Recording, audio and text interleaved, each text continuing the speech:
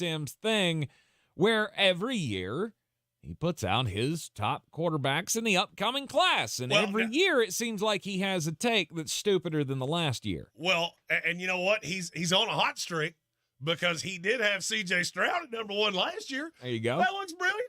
And Bryce Young at 2. Then he went Hendon Hooker, Anthony Richardson, Dorian Thompson-Robinson, had Will Levis at 6. Brilliant. The year before that, you want to take it? I want to see how many guesses it takes before you can get which quarterback he had number 1. In 2022, that was the year that we only had one that went in the first round. Oh, I'm going to guess it was Willis. No, he was 2. He was number 2? Which, by the way, I'm going to channel my quarterback, my inner Aaron Rodgers, and just go, boom! I'm going to do that a few times. Was it Desmond Ridder? No, he had him at 5. I'll give him credit for that one. Was it Kenny Pickett? He was 3. Who was 1? Sam? He was 4. You actually guessed them all before you got Who one. was It was Matt Corral. Oh, my God. The roster for the worst team in the NFL. Good for you, Chris. This is the guy who comes in with his big Phoenix energy like he's the guru sage of quarterbacks.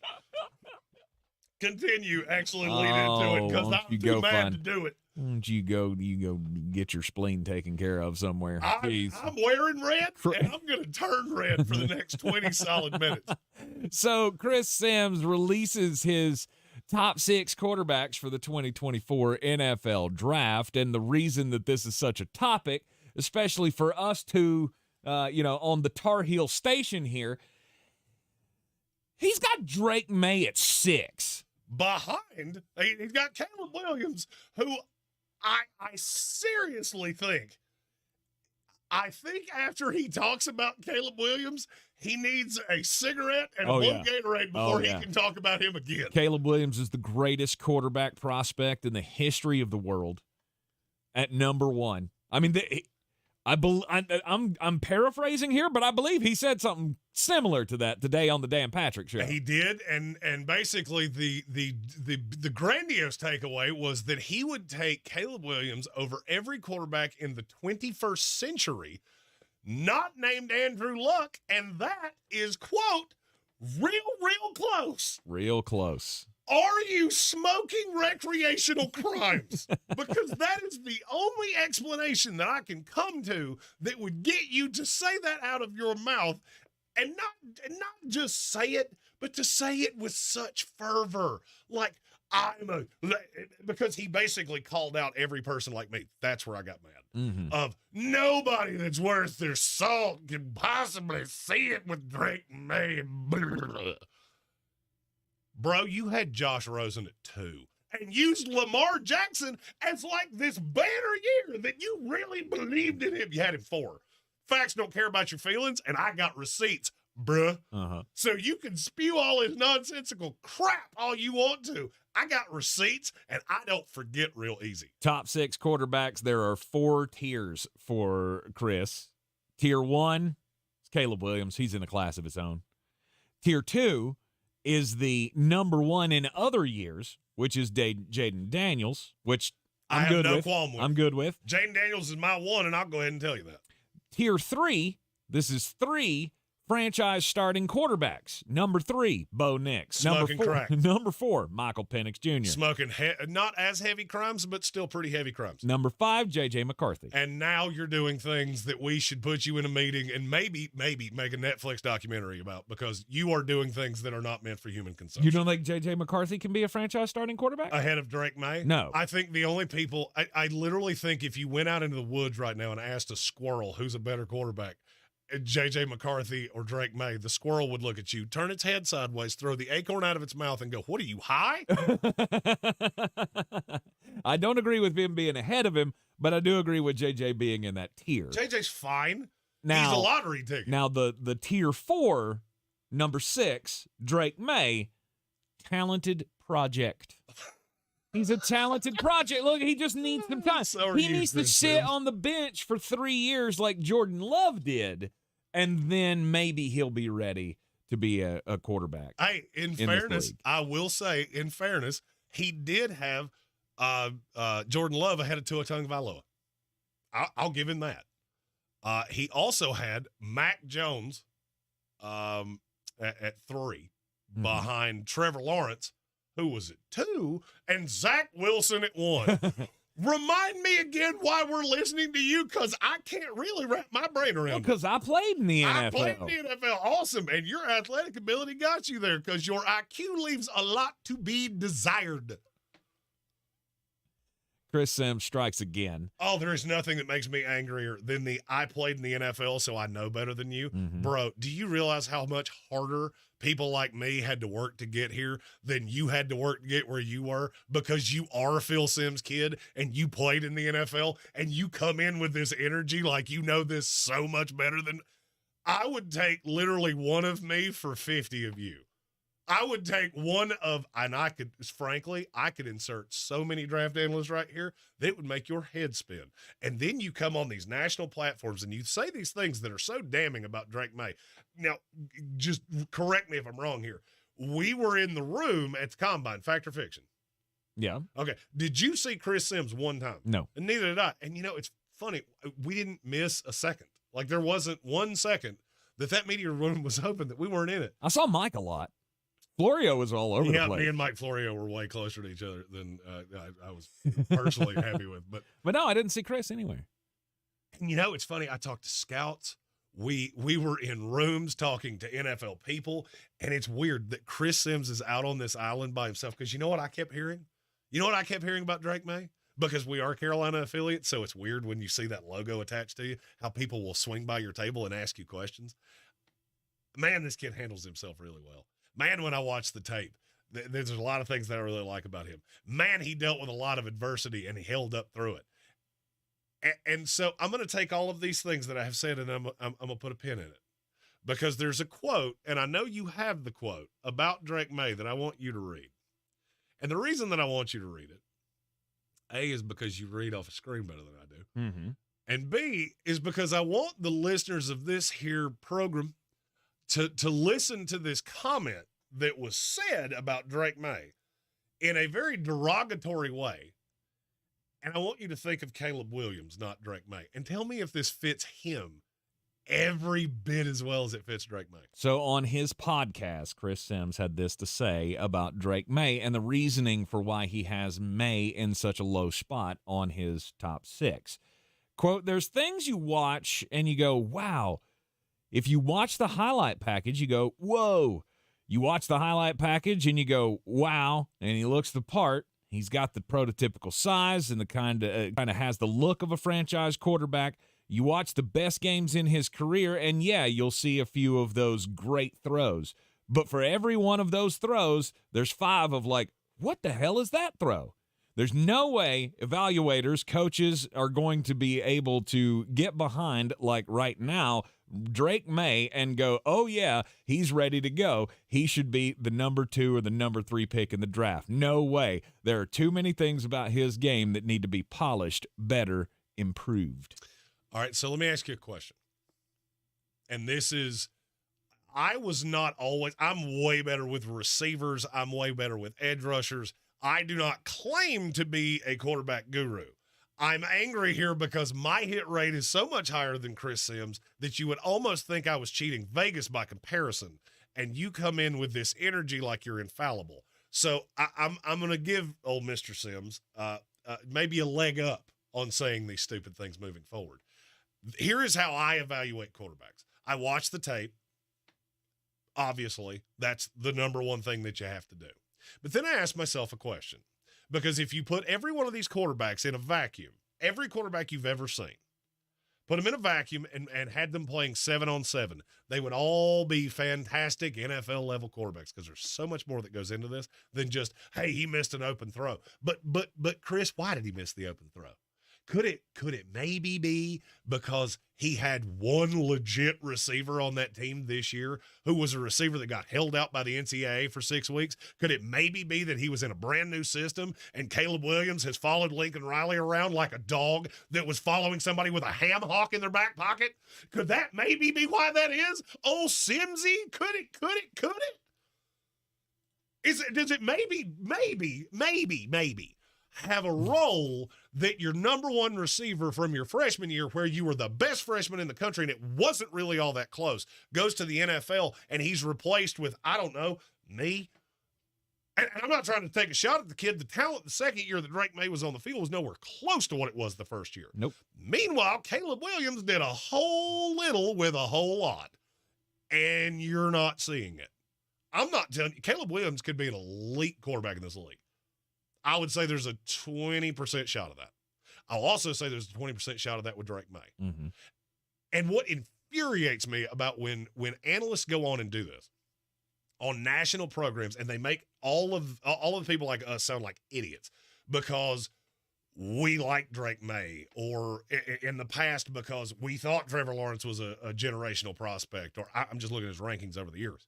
We bought into Sam Howell, or we bought into Will Levis, or I'm trying to find another real good. We bought into Sam Darnold. Yeah, we missed on that. You know what you missed on? Josh Rosen, who I on this here program said I would not take in the first 3 rounds of the NFL draft. Mm-hmm. You had him at 2 ahead of Baker Mayfield, Lamar Jackson, and Sam Darnold. Yeah, that same Lamar Jackson you keep hyping that you were so high on by comparison to everybody else. It's disingenuous. Mm-hmm. Keep receipts. Be honest. That's all I'm asking. You can not like Drake Maye all you want to. That's fine. Don't do this lazy, nonsensical, I played quarterback in the NFL, I know better than you crap, because it's not true. And then it starts this narrative. And here's what makes me really angry. You call people like me out all you want to. Frankly, I don't care.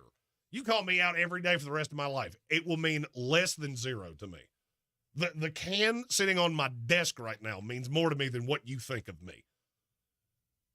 Now, that being said, when you, who some people for whatever reason respect your opinion, put this out there, the first time this kid comes in and has a pass that is missed, the fan base swarms down to him. How many of these guys can I look at that people like Chris Sims have crucified before they ever took a snap in a way like this that's just flat out not accurate? Mm-hmm. Have fan bases turned on within 6 weeks. Oh, yeah. With any quarterback, there is going to be the massive expectation that you come in here and you change our franchise. There always is, and there always will be.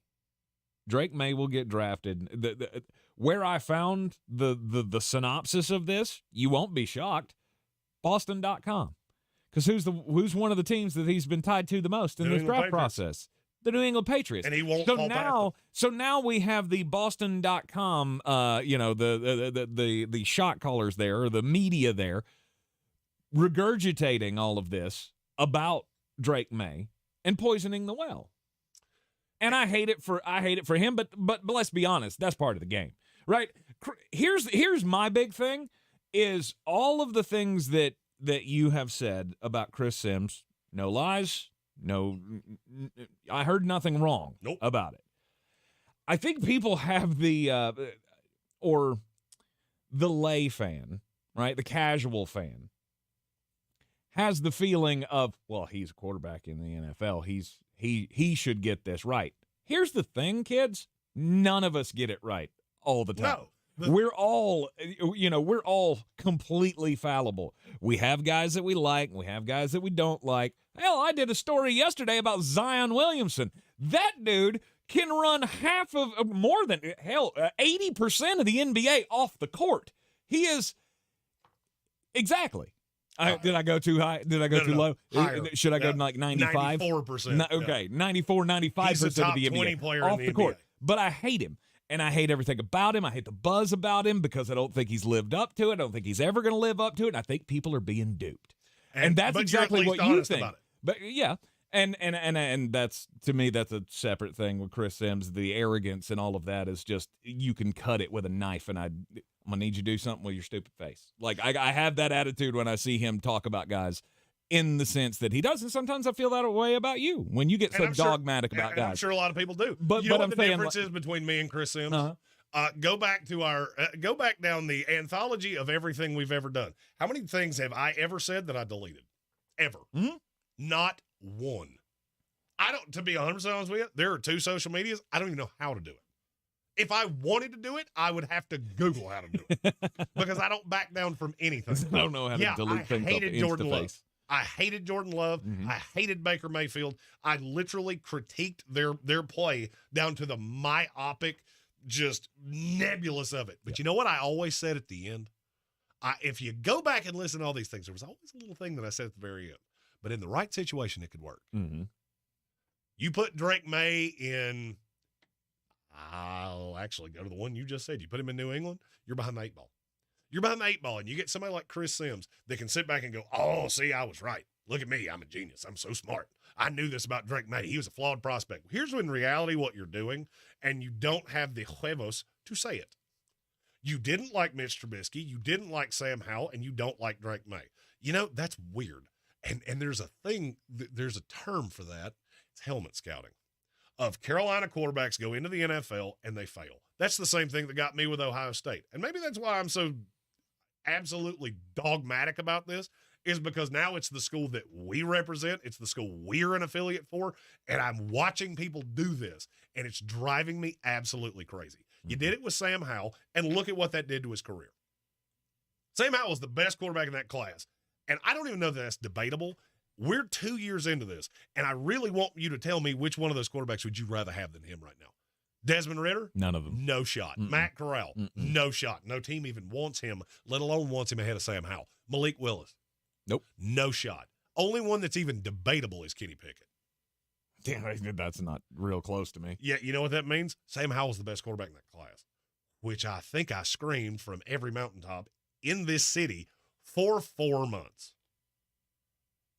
But even though that's the case, Washington can't get rid of him fast enough. Josh Harris can't get rid of him fast enough. You know why? Because people compared him to Baker Mayfield. People said he was too small. People said he wasn't an actual elite prospect. And now it's gotten into the fan base's ear. So he sits behind a horrifically god-awful offensive line last year with one of the most absolutely mind-bogglingly poor play callers in the NFL. And if you don't believe me, look at the fact that there's 32 NFL teams, one that he actually previously worked for, and the one that he was actively working for. And you know how many of them wanted him?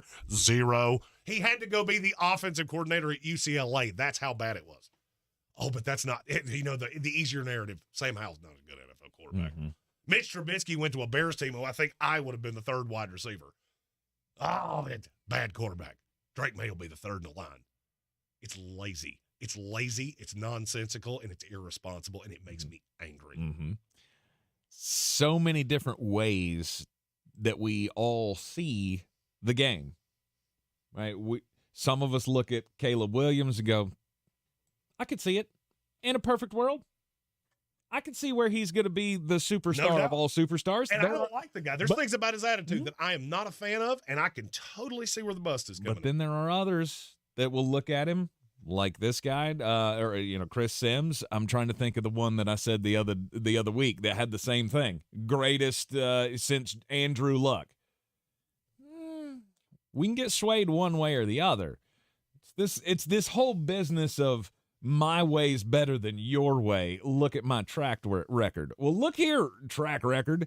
Your track record ain't as great as you want to make it out to be. It's about on par with everybody else's. Well, Chris Sims has a track record that would be pretty equivalent to if I put names on a dartboard over there and threw them from about right here.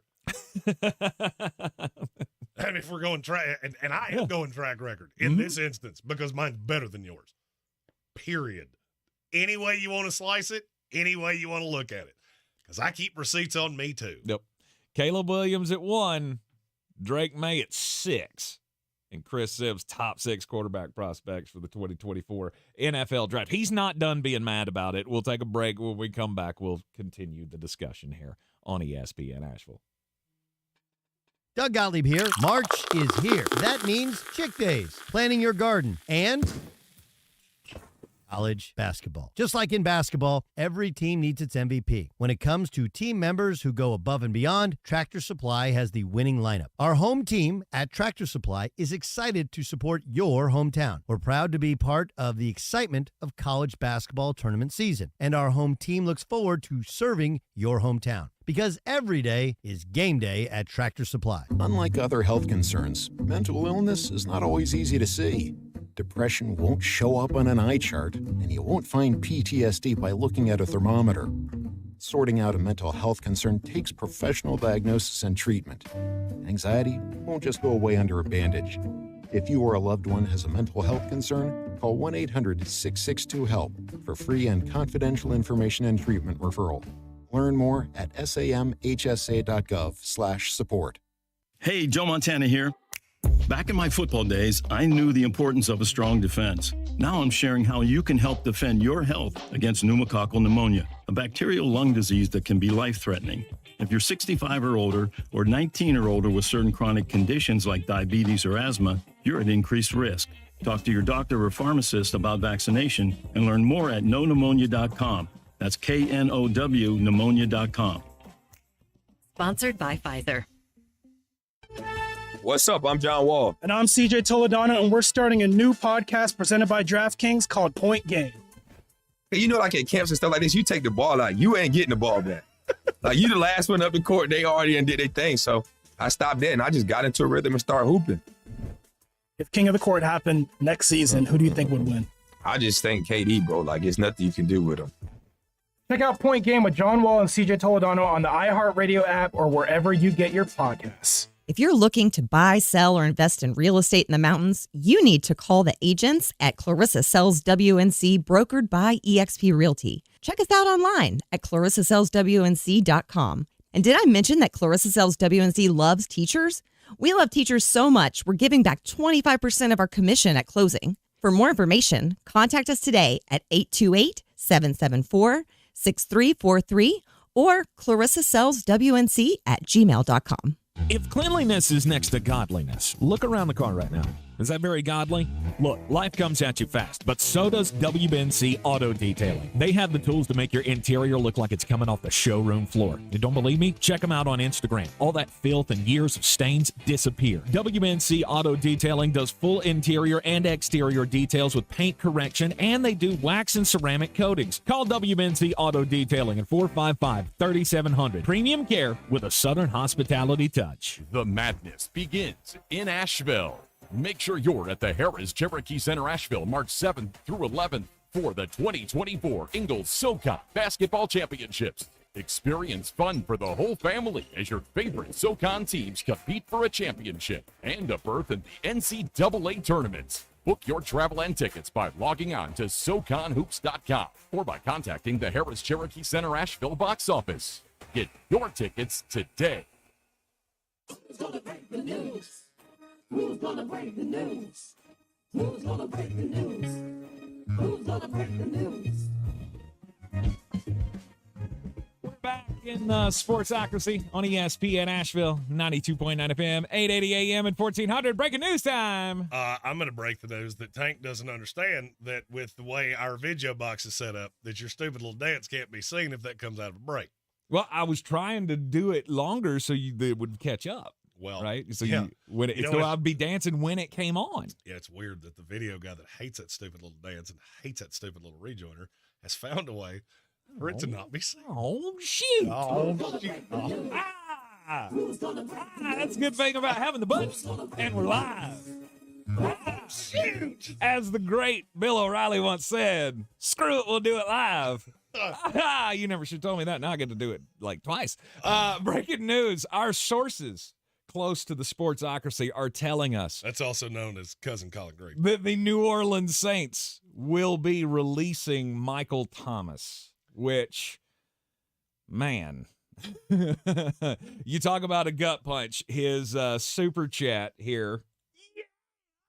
Saints are about to release Michael Thomas soon. Heard it here first. I'm just waiting on the announcement. I'm very sad. Time to go get libated. No.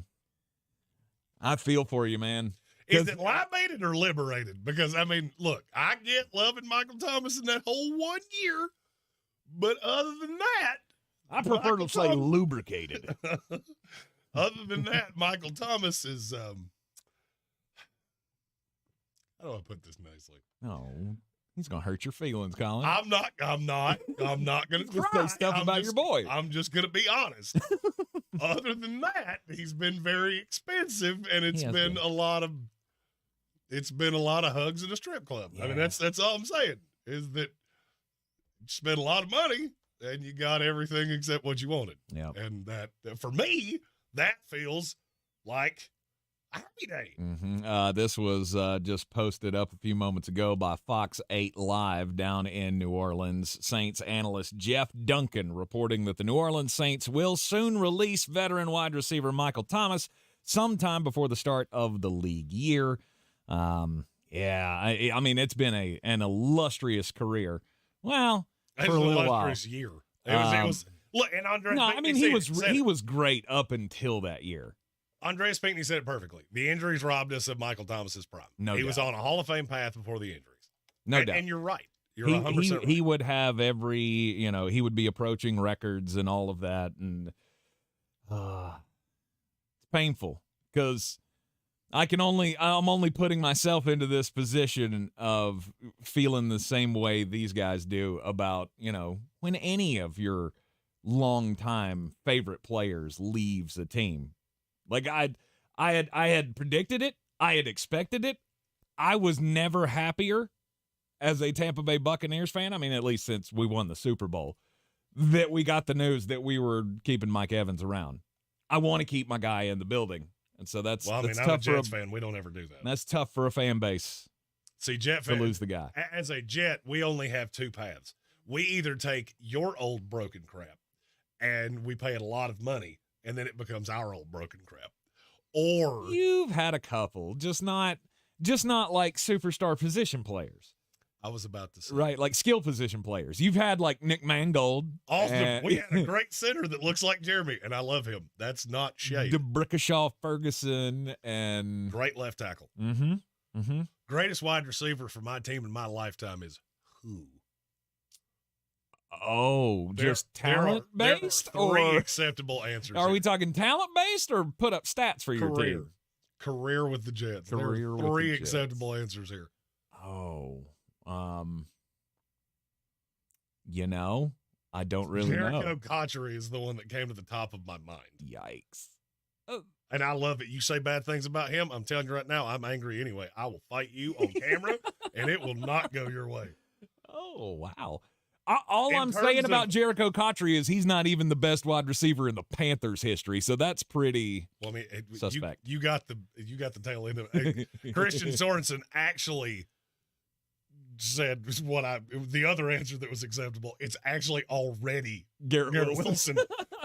And Wayne Corbett from fellow Jet Sadman, Ooh. Matthew Hoffman. That's a good So one. the reason that I brought that up I mean, I is was gonna because say that that- is what I understand, because I wanted to love Keyshawn Johnson. I wanted to love Devin Smith. I wanted to love Braylon Edwards and Santonio Holmes and Brandon Marshall and Eric Decker. And it bothers me how easily I did that, and I didn't think about it before I said it.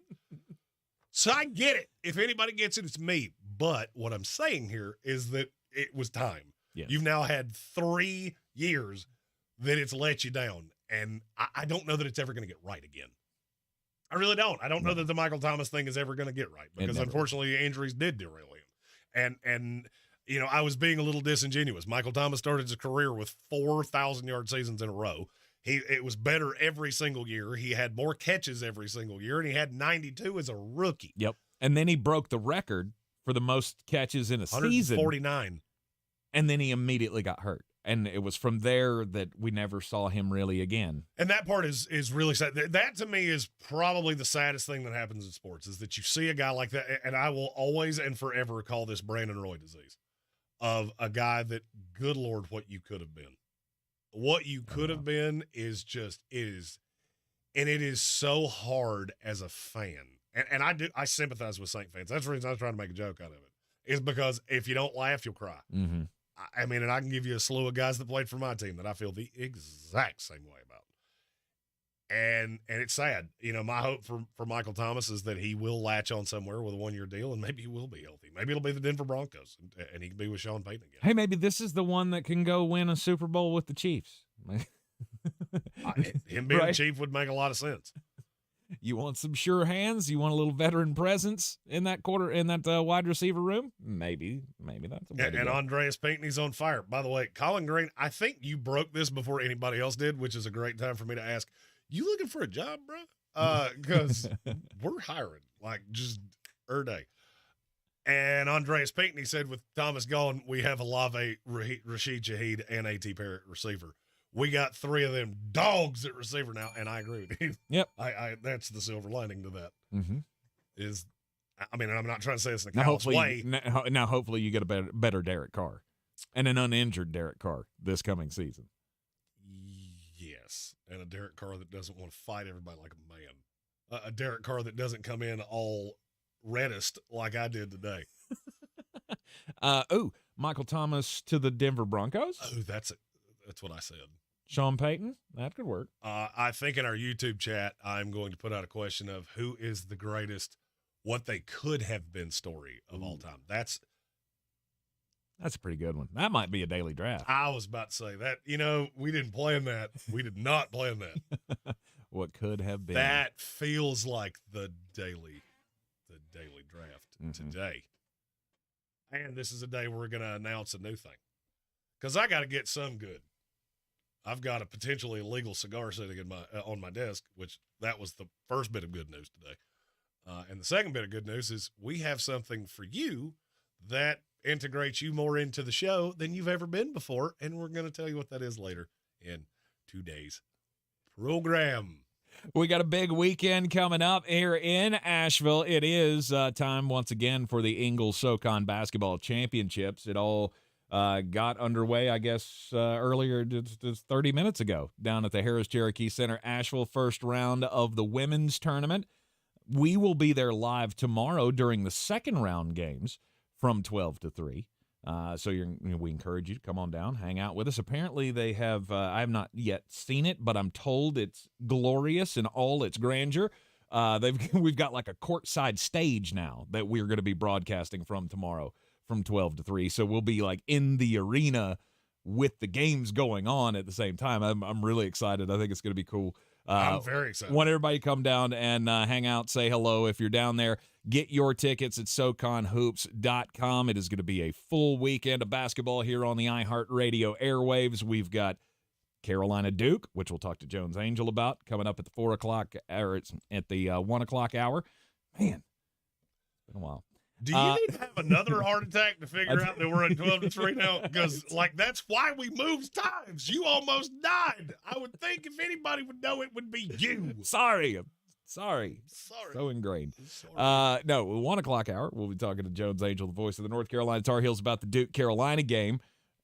All of the SoCon quarterfinal, semifinal games will be either on WWNC or on ESPN Asheville. And we're doing the women's championship game on Sunday as well. So we've got 7 games, not counting Duke and State, on the iHeart airwaves this weekend. It's going to be a busy one. Again, go down to the Harris Cherokee Center, Asheville, and check out the Ingles Fan Zone, the Ingles SoCon Basketball Championships. Get your tickets at SoConHoops.com. This is your Exergen Temporal Scanner weather forecast on ESPN Asheville.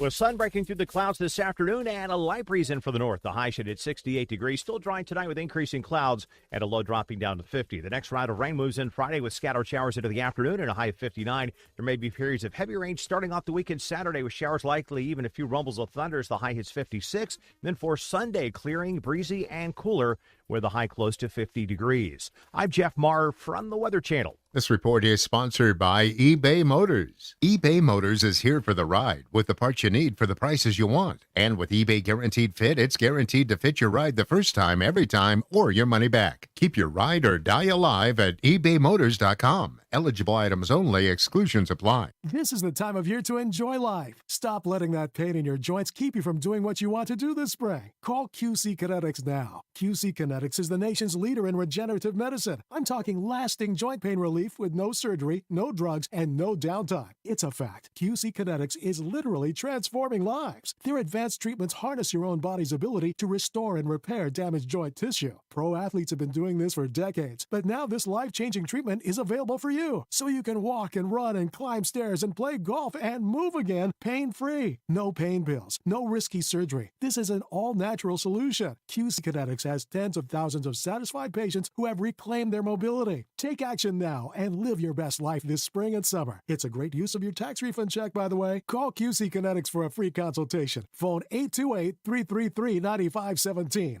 828-333-9517. That's 828-333-9517 in Asheville and in Greenville. The free iHeartRadio app has over 100 commercial-free stations waiting for you right now, like Alternative Rewind, where all rock began. Just search Alternative Rewind and listen now on your free iHeartRadio app. Free never sounded so good. Showtime Sports and Mountain Graphics have teamed up under new ownership by an Asheville native to better serve our community with the finest custom apparel and unique branded items at the best price. Showtime Sports and Mountain Graphics can customize whatever you, your team, business, or local group may need through high-quality screen printing, embroidery, and laser engraving right here in Asheville. Free personal delivery within Buncombe County and a reduced delivery fee anywhere in Western North Carolina. Visit ShowtimeSportsAVL.com and MountainGraphicsAVL.com. Your one-stop custom apparel shops. If you're looking to buy, sell, or invest in real estate in the mountains, you need to call the agents at Clarissa Sells WNC, brokered by eXp Realty. Check us out online at ClarissaSellsWNC.com. Download our free app on Google Play or the App Store. Type in Asheville Home Search. You'll be able to connect with our team and see all the available homes for sale in our area. For more information, contact us today at 828-774-6343 or ClarissaSellsWNC@gmail.com. Make sure you're at the Harris Cherokee Center, Asheville, March 7th through 11th for the 2024 Ingles Southern Conference Basketball Championship. Experience fun for the whole family as your favorite teams compete for the championship and a berth at the NCAA tournament. Get your discounted tickets to the 2024 Ingles SoCon Basketball Championship at your local neighborhood Ingles markets. For more information, visit SoConHoops.com. The 2024 Ingles Southern Conference Basketball Championship at SoConHoops.com. Boy, you must be outside your mind. The Sportsocracy. Just a bit outside. He tried the corner and missed. We are back at the Sportsocracy. It's ESPN Asheville. And I'm going to tell this story. I told this story to Jeremy yesterday, and I got the cold-hearted snake derision that you would expect from someone who was raised by apparently the Grinch on a mountaintop somewhere above Whoville. You've met my parents. They're lovely people. They are, and I'm going to tell you right now, Nancy would really appreciate this story. All right? I don't know who Nancy or, is. excuse me, Kathy. I apologize. Nancy's her sister. I mean, you were in the ballpark. I bet Nancy would like this story, too. Probably. Jason Kelce.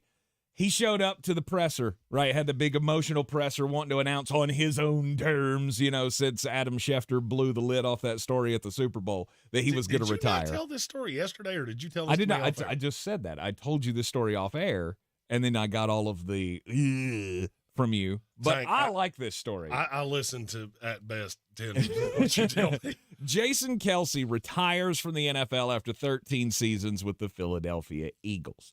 Now, over the years, he had one of his best friends was a trainer in the Eagles office. His name was Joe Opella.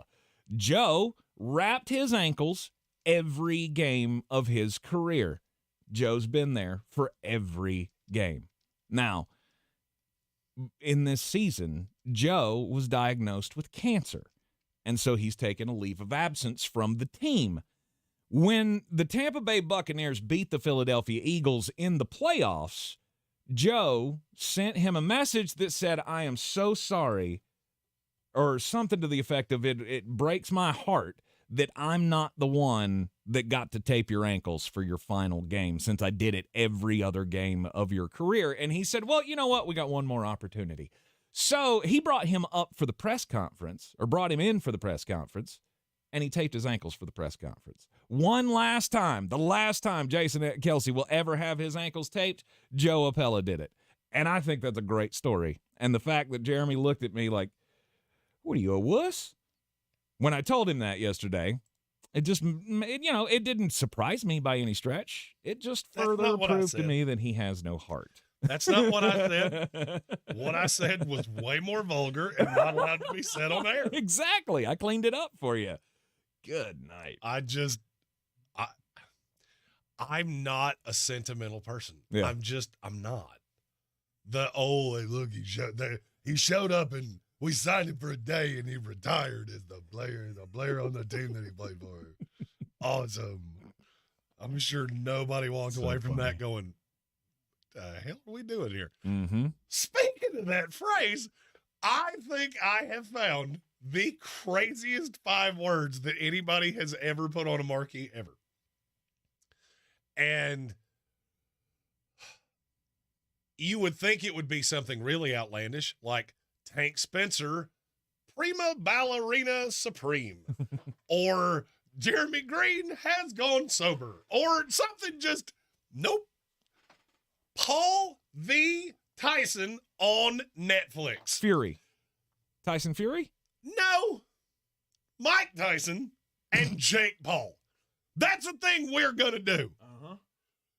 But why? It's going to make all the money. That's why. I get it. I get Jake Paul. We told you that you need to beat an actual boxer for us to take you seriously. We didn't mean one that his last professional fight was when I was in high school.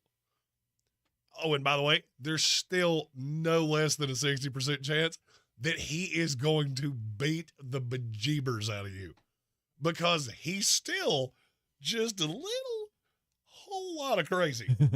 That never stopped. Yeah. I don't know if he found religion. I don't know if he found more marijuana. I don't know, but he seems to be a lot more peaceful now. He is still the same guy that once looked into a camera and said about Lennox Lewis that he wanted to eat his children. That is the man you're getting in the ring with. And I get he's markedly older, little doughier, still crazy. Mm-hmm. Still crazy and still can punch. Have you seen those videos? Oh, yeah, no doubt. I will watch this just on the 10% chance that Mike Tyson has been sandbagging for 18 years for the opportunity to absolutely end Jake Paul's career in a ring. Mm-hmm. I'm going to say the same thing about this Jake Paul fight that I've said about every Jake Paul fight since, I don't know, the third one. I guess this will be the last one I watch. I just keep waiting for one of these professional fighters, I don't care how old they are, to beat the ever-loving snot out of him. And it hasn't happened yet. And now I'm wondering if Mike Tyson doesn't dislocate his jaw, it's rigged. To me, it's rigged. It's and we know it all kind of is anyway. Did you watch the Mike Tyson-Roy Jones exhibition? I mean, look. I don't remember. I think I did, but I don't remember. There are certain things in life that you just get to an age where you shouldn't do them anymore. And the first 3 things that came to my mind were boxing, running for president, and pole dancing. Those are 3 things that should have an age limit of some form, and it should probably be younger than what Mike Tyson is. That was funny, and you weren't paying attention, and it makes me angry. I'm sorry. I saw a super chat come through, and I was trying to prepare for the next thing. That should be on a shirt. Here's 3 things in life that should have an age limit: running for president, pole dancing, and boxing. Very good. Very good for you. Speaking of that, be sure to turn on your television at 9 o'clock tonight to hear Papaw tell you what he thinks he might kind of know. Or better yet, secret time. All of you that send me messages about that, I do it to piss you off. Mm-hmm. Like I do. It's a flaw. It's a character flaw of mine. I shouldn't do it. I do it to my wife all the time. Hey, you know that thing you don't want me to do? The only place you aired in that little aside was you can listen to it on our sister station, News Radio 570 WWNC, live tonight at 9. Well, here's the thing. I don't do politics things. I didn't know that. That was your role, and look at you swooping in to save the day. Indeed. That's why we make a great team. We've got super chat here from Kelvin Joyner. Yeah. This is $1 million take an uppercut from Tyson. No doubt. No doubt. $1 million, I'll take an uppercut from a sledgehammer because I know what it would take to put my face back together, and I'm still 800,000 in the plus. And frankly, I don't think it's going to be all that much worse when it's put back together than it was before we did this. I think I'm in for $50,000 and a lifetime supply of his gummies. Like, let's go. You shouldn't do that. Just $50,000. There's no damage that he can do that's going to make this worse, is there? So yes. Tank, how do I put this delicately? You know how I've always told you that there are a few places in life that you should not necessarily go because you wouldn't do so well there, and prison is 1, 2, and 4. It's because you have a very mushy face. face. You have a face that just looks like somebody would hit it, and then their face would just pillow into it and then hit your brain. Yeah. And for whatever reason, when he said that, and you went, "I'd do it for $50,000," you should, as your legal representation, I cannot encourage that. That is a bad idea. I guess that's fair enough. You have a mushy face. I just want somebody somewhere on this planet to embarrass that guy on a pay-per-view. I just want to know how many more times I have to say mushy face before somebody makes the scared straight reference in the chat. And if you don't, I'm going to be so sad. I should come in angry more often. I'm funnier when I'm angry. You should. A little fired up today is Jeremy. Later on in the program, we're going to get into free agent fits, who's got the money to spend in NFL free agency, because, I mean, that's all going to get hot and heavy underway at the beginning of next week.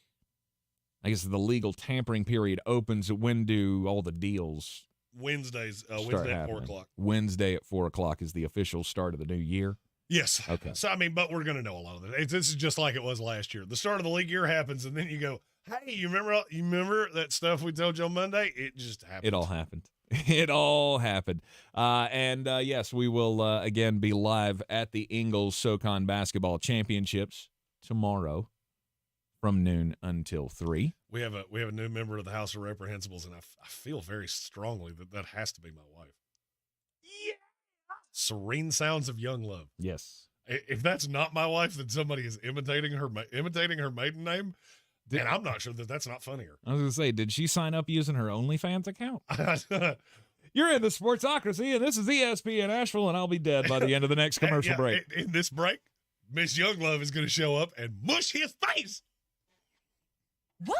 New scratch-offs are out? That means new chances to become a North Carolina Education Lottery Winners Club member. Yeah, in the Winners Club, I'll reinvent myself. I won't go by just plain Todd. I'll go by Toddrick. I'll get a gold jacket, play my saxophone again. I'll stop and smell the flowers, call my mom more. Oh, wrap it up, Todd. It's Toddrick. This month's tickets packed $370 million in total prizes. The Winners Club awaits. Must be 18 to play. Approximate overall odds of winning range from 1 in 2.93 to 4.24. Problem killing helpline 877-718-5543. Hey, listeners, do you want to win a scholarship while helping save lives? Well, now you can. Go to ProjectYellowlight.com, a scholarship competition for high school and college students to help with the brakes on distracted driving. Submit your radio ad idea, and your submission could be turned into a national radio ad, just like the one you're listening to now. Make a statement, win a scholarship, save a life. Go to ProjectYellowlight.com in partnership with Project Yellowlight, NHTSA, the Ad Council, and iHeartRadio.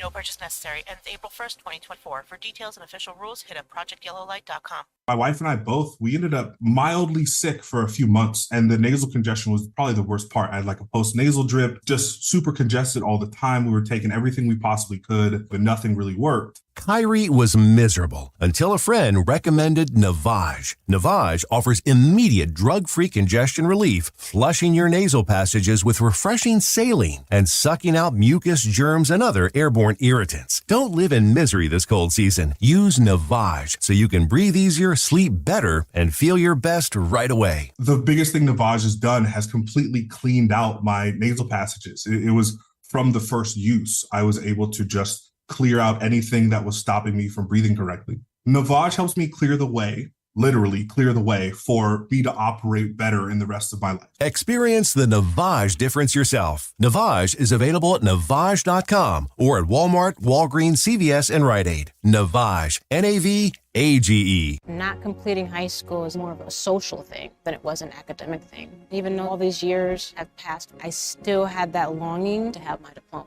At age 30, Carissa finished her high school diploma. If you're even considering getting your high school diploma, you can do it. No one gets a diploma alone.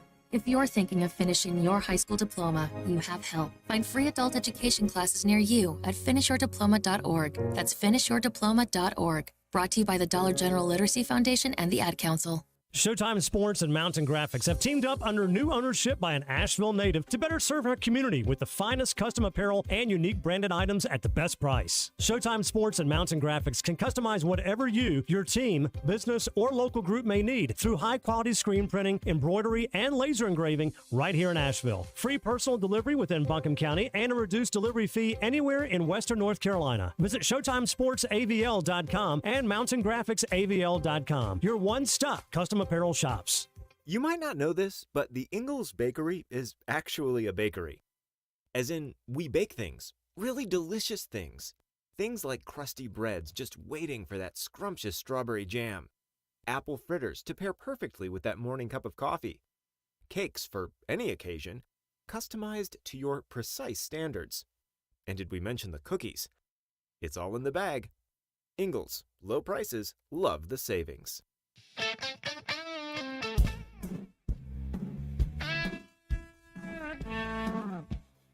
The Sportsocracy. Pull up your pants, take off the bra, and be a man. This is the portion in the program where I would like to state that the views and opinions and the phrases used by Tank Spencer are not to be held against Jeremy Green in any court. So I text Miss Kangaroo Younglove. or other. I text Miss Younglove, my lovely wife. We refer to her affectionately as HWA around here. And all I said was, I'm going to leave the back door open so you can whip Tank's keister. She responded, and I did not tell him this, so this will come as a surprise to him. Yes. She said, ha ha. Yeah, he 100% deserves it. OnlyFans, exclamation point, question mark. He wishes, bless his heart. Good for you.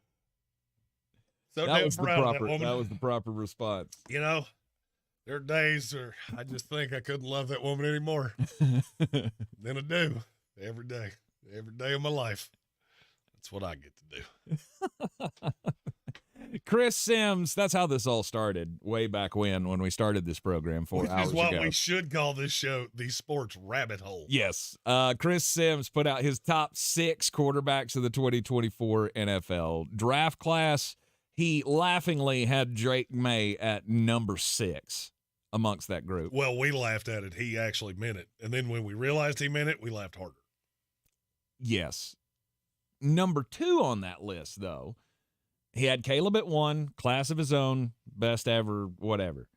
Number 2, I think, did shock some people. I saw a lot of chatter about it on the Twitter machine. Mm-hmm. Of, is he right or is he wrong about Jayden Daniels? That any other year he could be the number 1 pick. No doubt. I agree. No doubt. So here's I'm going to be 100% honest with you about how I graded the quarterbacks in this class. If I had never heard one of them speak, if I didn't know things behind closed doors, my ranking of quarterbacks would have gone Caleb Williams, Jayden Daniels, Drake Maye.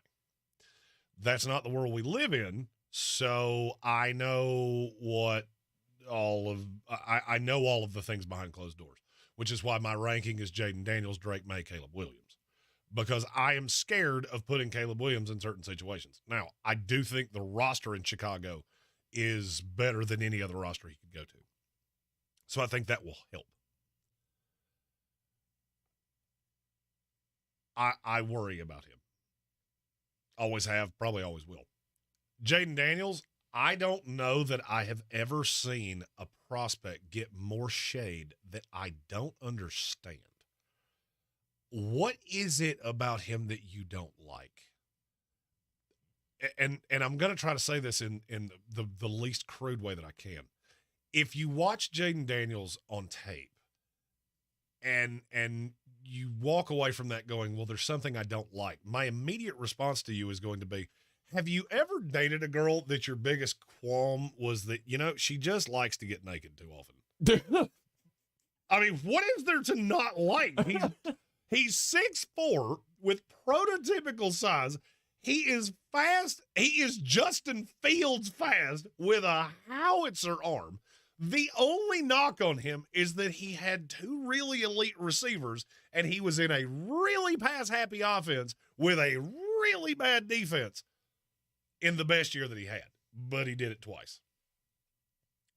He was having to win shootouts in the SEC with a team that didn't have but, I will say, a reasonably competent defensive coordinator. By the way, just think about how bad that LSU defense was and realize how many of their players are getting drafted in this class off that defense. 4 linemen. Terrible. Mm-hmm. They were giving up like 38 points a game or something dumb like that. I don't get it with Jayden Daniels. If you don't like Drake Maye, okay, I guess I get it.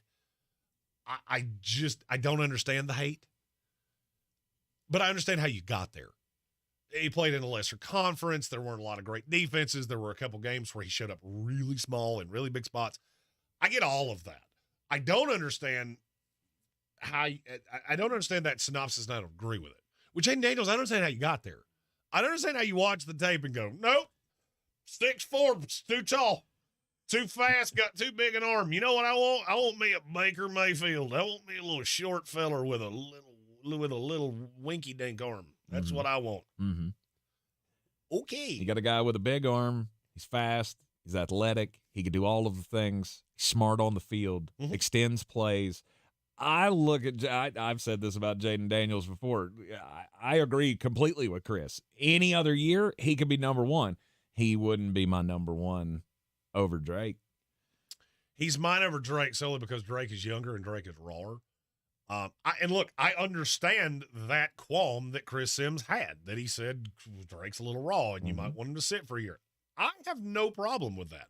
It's when you get this hubris about you, like you're the patron saint of quarterbacks going, any evaluator couldn't possibly say, shut up and find something to side part your hair with, you goober. The only other knock I could think was maybe he's got some of that C.J. Stroud syndrome of we look at him and go, well, he had Malik Neighbors and, he had elite weapons.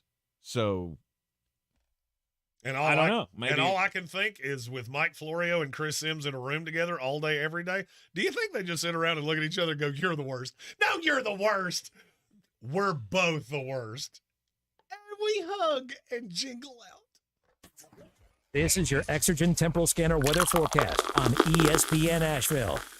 With sun breaking through the clouds this afternoon and a light breeze in for the north. The high should hit 68 degrees. Still dry tonight with increasing clouds and a low dropping down to 50. The next round of rain moves in Friday with scattered showers into the afternoon and a high of 59. There may be periods of heavy rain starting off the weekend Saturday with showers likely, even a few rumbles of thunder as the high hits 56. Then for Sunday, clearing, breezy, and cooler with a high close to 50 degrees. I'm Jeff Maher from the Weather Channel. This report is sponsored by eBay Motors. eBay Motors is here for the ride with the parts you need for the prices you want. And with eBay Guaranteed Fit, it's guaranteed to fit your ride the first time, every time, or your money back. Keep your ride or die alive at ebaymotors.com. Eligible items only. Exclusions apply. Are you a business owner, CEO, or responsible for marketing? If you are, iHeartMedia can help you reach your goals and find new customers. We reach more consumers in your target area than anyone else, and we can give you access to those potential customers more cost-effectively across radio, digital, podcasting, and social. We'd love to show you how iHeartMedia can work for you. Get started today at iHeartAdvertising.com. That's iHeartAdvertising.com. It's bow time. Hurry into Bojangles for 2 scratch-made sizzling sausage biscuits for just $4. One bite, and you'll want breakfast for dinner. Good thing we serve savory sausage biscuits all day. But this 2-for-4 deal won't last forever. It's bow time. Asheville Smiles has been featured in national publications like Good Housekeeping and Woman's Day. And check out this 5-star Google review. My dental experience was wonderful. I cannot say enough about Dr. Merrill and her amazing team at Asheville Smiles Cosmetic and Family Dentistry. Dr. Merrill took time to explain everything. She made me feel relaxed and confident that I was in good hands. I apologize for those tears at your office. Those were tears of joy. Thank you all so much, and thank you, Dr. Merrill, for the hope to get my smile back. Check out Asheville Smiles online at ashevillesmiles.com. From the Ingalls Studios, this is ESPN Asheville, WPEK, W225CJ Fairview, WMXF Waynesville, and iHeart radio station. The Sportsocracy. That fires me up, man. Look, say it one more time. The Sportsocracy. Take it back! Beer City's best sports talk. It is gross. Just earlier. They are mature, actually. You just have to get to know them better. Your lunchtime dose of dumbassery. Live from the Ingalls Studio. It is ESPN Asheville. The Sportsocracy is live in the Ingalls studio on 92.9 FM, 880 AM, 1400. And we're heard everywhere you go on the iHeart Radio app. You can see us everywhere you go on YouTube. Just go to thesportsocracy.com, click the live video link, subscribe to the channel. That way you can join us in the chat. And Jones Angel, the voice of the North Carolina Tar Heels, joining us as he always does on Thursdays at the 1 o'clock hour. It is the big week, final game of the regular season, top 10 rankings for both Duke and Carolina. Jones is going to be all on the table here for the number 1 seed. Yes, it will be, and great to be with you again, Tank. And certainly the Tar Heels have already secured at least a share of that ACC regular season title. They'd like to have that championship all to themselves, and they'd like to. There are other ways for Carolina to be the number 1 seed in the ACC tournament if it doesn't win the game, but the easiest way to do it is just win the game, and then Carolina would have that title to itself and would be assured of the number 1 seed, being 2 games clear of Duke at that point in time. But it should be, as it normally is, this game has a bunch on the line. 2 teams, I think, that have clearly separated themselves as the best 2 teams in the league. 2 teams that are playing well right now. And Duke's won, I think, 8 of 9 since the last time Carolina and Duke met. Tar Heels have won at least 4 straight because they won that game at Virginia, and then the 3 straight home games after that. Actually, it's 5 straight because they beat Virginia Tech before that, too. So 2 teams that are playing well, 2 teams that are good, and 2 teams that have a lot to play for. So it should be a lot of fun coming up on Saturday evening. Yep, it should be. We've got, I mean, you want to win this game. Obviously, as you said, you can still get the number 1 seed maybe if you lose it. You want to have all that momentum, though, going into the ACC tournament. Right? Well, sure. I don't think that if you win or lose this game, though, it has anything to do with how you perform in the ACC tournament as far as outside of it changes who you play, right? I mean, but it in no way is going to affect how you play in the ACC tournament. I think a bigger deal is for Carolina that the Tar Heels want to continue to just improve or just play more consistently, as I think they are slowly doing here over the last couple of games, because I think Carolina was really playing at its peak there in mid to late January. We saw the Tar Heels dip down a little bit, but I think you've also seen them start to climb back up. And while Notre Dame is not an elite team, that was a team that had been playing well, and the Tar Heels just absolutely dismantled the Irish on Tuesday evening. And so if Carolina can continue to have some performances like that, do some of those consistent things, I think particularly on the defensive side, it gives the Tar Heels a really good chance to not just win this game, but win any game that it plays moving forward. So to me, that's the bigger deal, Tank, is not, oh, you want to win this so you can springboard into the ACC tournament. Carolina knows it's in the NCAA tournament. That isn't an issue at this point in time. It's just, can they continue to refine themselves to the point that they are a team that can make a Final Four run here coming up in the big tournament in a couple of weeks. Well, as you said, this last stretch here, you're on a 5-game winning streak after we did go in, after the Duke game. I think a lot of fans looked at that and went, you know what? All right, we're just going to cruise here. And then you were coming off the Georgia Tech surprise. You just pushed that off, and then you lost to Clemson, lost to Syracuse. And then since then, it's that slow grind back to what Hubert Davis always says, right? Playing your best basketball at the right time. Well, and I mean, I think we can look at each one of those things as individual performances and I think understand it a little bit better. Mm-hmm. I mean, obviously the Tar Heels did not play very well in the first 5 minutes of that Clemson game, which ended up dictating what happened in that game, even though Carolina came all the way back to tie it after being down, 13 early and by 16 in the first half. And that first couple minutes just ended that game for them. And then Syracuse, the orange shot, 62% or whatever it was, felt like they couldn't miss and barely did miss over the last 10 minutes of the game. And so, but from the Tar Heel perspective, I don't think Carolina left those games feeling like they had played very well. And so, yes, it goes right back to what we just talked about, and that is the one thing that Carolina can control is how it plays. And I think what we have learned from the Tar Heels to this point is that when they play really good defense, they are one of the better teams in the country. When they don't, they're still a good team, but they aren't nearly close to the level that we have seen at times when that defense is really good. And I thought that defense was really good in the second half against NC State last weekend. It was really good for the entire game against Notre Dame on Tuesday. And that's why you saw in those, last game and a half, the Tar Heels outscore those two teams by 49 points. And it's because of what they were able to do defensively. Because really, you look on the offensive side, it's not like Carolina did something spectacular against Notre Dame. R.J. Davis shot the ball well, and the Heels were pretty good offensively, but nothing out of the ordinary. Carolina's a very solid offensive team. But when they mix in that really good defense, that's when they become one of the better teams in the country. And so I think, Tank, for me, that's where it all lies. And that's where it lies on Saturday is, can Carolina, like it did in the first game, can it dictate the type of shots that Duke takes? Because Duke, in the first game, shot nearly 51% from the floor, and yet I think you left that game thinking Carolina played really well defensively because it forced Duke into a lot of two-point shots, a lot of challenge shots at the rim, which to the Blue Devils' credit, they made some really difficult shots in that game to keep it competitive. But what they didn't do was burn Carolina from three. They didn't get out in the open court and hit some transition threes. They didn't get offensive rebounds and kick them out for wide-open looks for three. And that's, in my opinion, that's the recipe again for Carolina as far as defense is concerned. Make Duke a two-point shooting team. And if they can beat you making twos, then congratulations. Just like Syracuse. Syracuse beat Carolina shooting twos. But they had to do it at a 62% clip to beat them.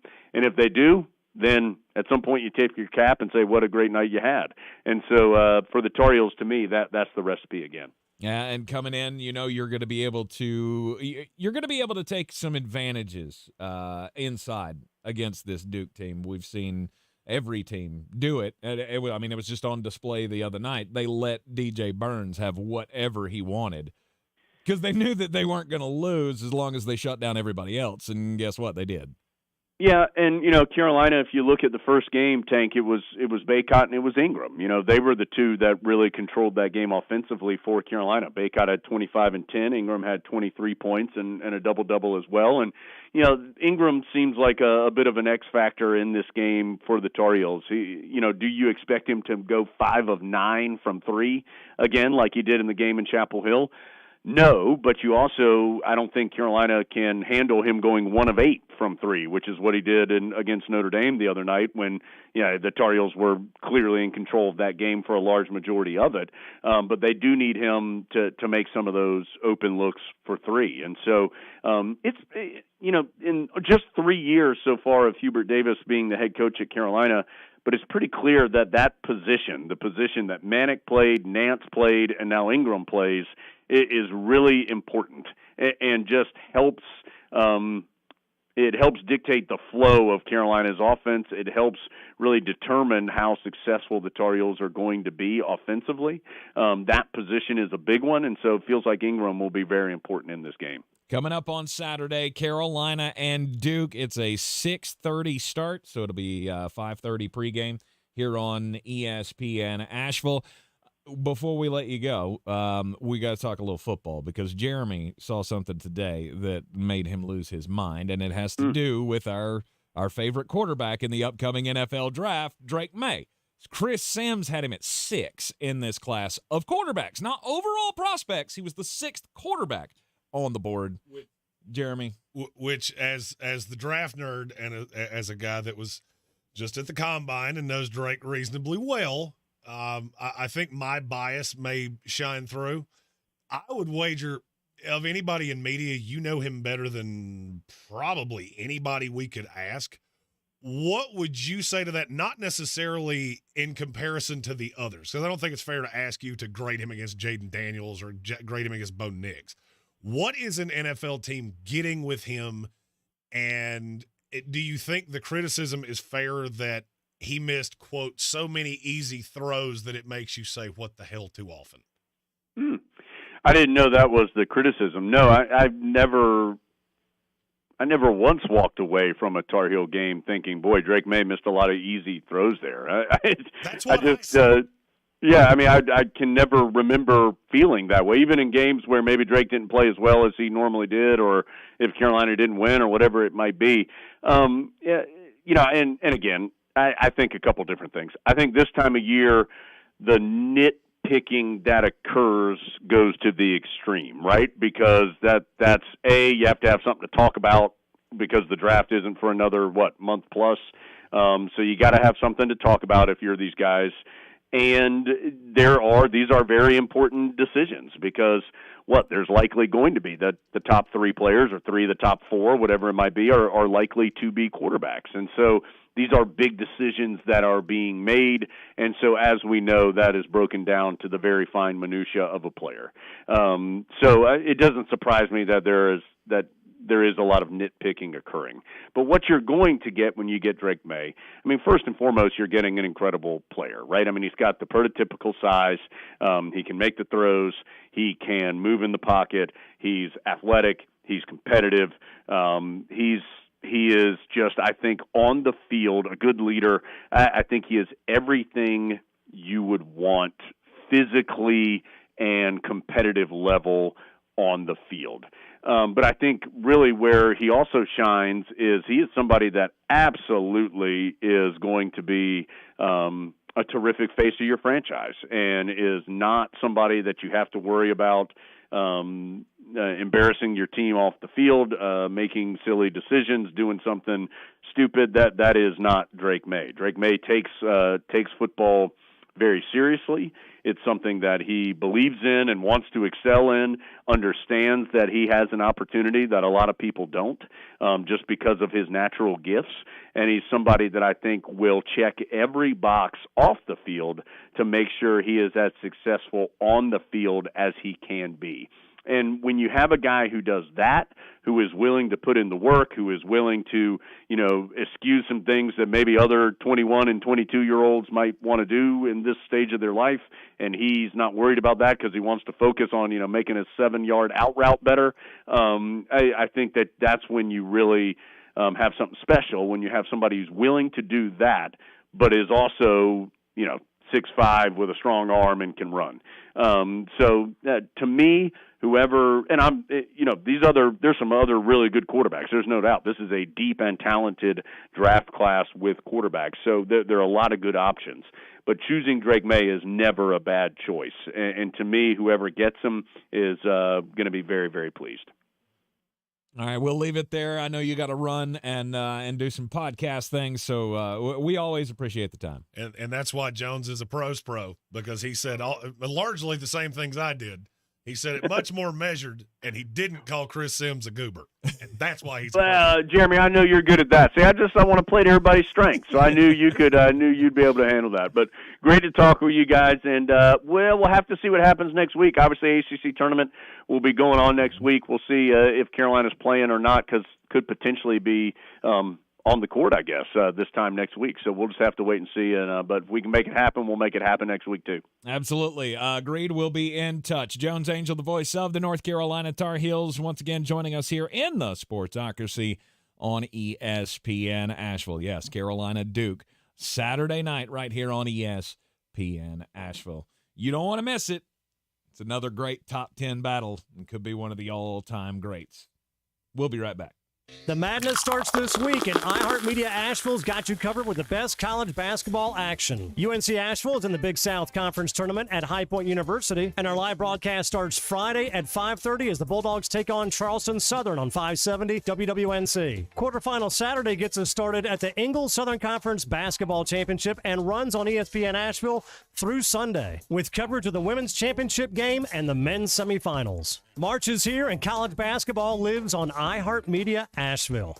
My wife and I both, we ended up mildly sick for a few months, and the nasal congestion was probably the worst part. I had like a post-nasal drip, just super congested all the time. We were taking everything we possibly could, but nothing really worked. Kyrie was miserable until a friend recommended Navage. Navage offers immediate drug-free congestion relief, flushing your nasal passages with refreshing saline and sucking out mucus, germs, and other airborne irritants. Don't live in misery this cold season. Use Navage so you can breathe easier, sleep better, and feel your best right away. The biggest thing Navage has done has completely cleaned out my nasal passages. It was from the first use. I was able to just clear out anything that was stopping me from breathing correctly. Navage helps me clear the way, literally clear the way, for me to operate better in the rest of my life. Experience the Navage difference yourself. Navage is available at Navage.com or at Walmart, Walgreens, CVS, and Rite Aid. Navage, Navage. Over 100 commercial-free stations waiting for you to explore right now, like Alternative Rewind, where all rock began. R.E.M., The Cure, Depeche Mode, Pretenders, Talking Heads, and more.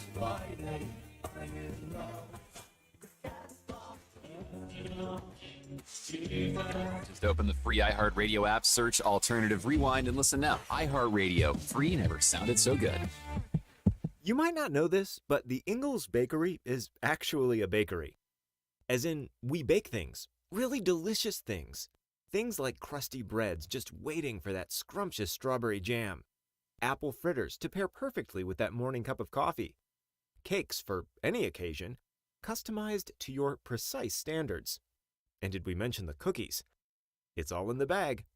Ingalls, low prices, love the savings. If cleanliness is next to godliness, look around the car right now. Is that very godly?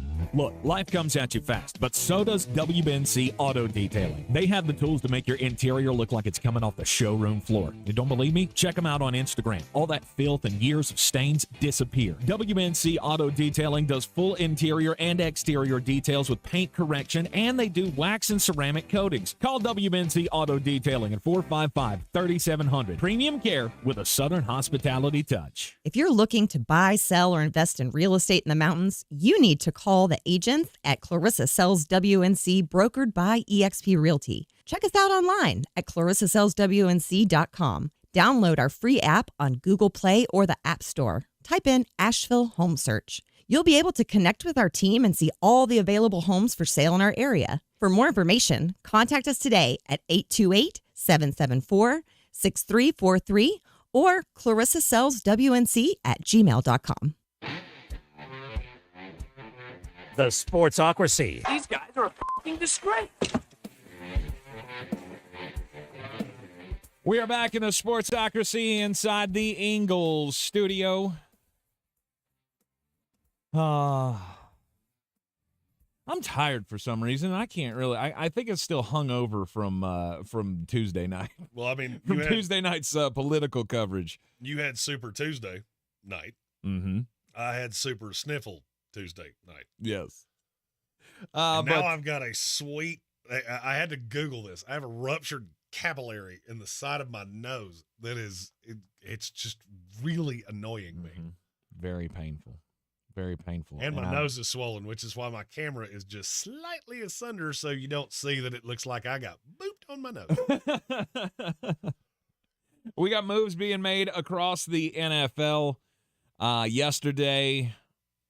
I don't think it came out while we were on the show. I think it came out right after we got off the air yesterday at 3 that the Buffalo Bills were just cutting everybody. Nobody cuts the roster to an unaligned point like the Buffalo Bills. They cut, 6-7 guys yesterday, had to clear $36 million in cap, and they still haven't erased their deficit. No, and they cut a slew of players that can play. Mm-hmm. And then they signed Mitch Trubisky. And I don't know who thought that was going to be a good idea. Why not? I bet you got him real cheap. Well, no doubt. Of course you got him and cheap because he's not great at football. Yeah, but he was fine. He was good, right? As the backup to Josh Allen. It got him another contract. Okay. It got him out of town for a year, and then they went, "Oh, you're only good in that. Go back. Just go back." Okay. So I want to give you the opportunity to either backtrack what you just said. No. Or defend it. You said he was good as the backup quarterback of the Buffalo Bills. Yes. What did that look like? Not great because he was the backup, right? Yeah. But you said he was good as the backup quarterback of the Buffalo Bills. Wasn't he? I think we saw him maybe twice, and he was fine. Did enough to get him a contract with the team, so. He was 6 of 8 for 43 yards and an interception. Mm-hmm. If that is not the definition of Mitch Trubisky's NFL career, I don't know what is. It is. I'm not saying it's all good until we got that last thing, and I only had 2 incompletions. Yeah, but one of those incompletions went to the team down there in New Jersey. Mm-hmm. That's not good. Mm-hmm. If that's the high water mark of your career, wasn't a great career. Well, I mean, does anybody think he's got a good career? Would anybody look at go, I think I'll take that one. I think I'd take that. Me and you would. Well, of course we would. He's had a way better career than we have. Mine's going to end when Mike Florio and Chris Sims show up here like an Anchorman style to battle royal us out in the field. There's nothing wrong with having a below average career, but I mean, that's what this is. No doubt. Especially for being the number 2 pick in a draft. Well, where I was headed with that is that you've got the Buffalo Bills that cut all of these players that were longtime Bills and so influential.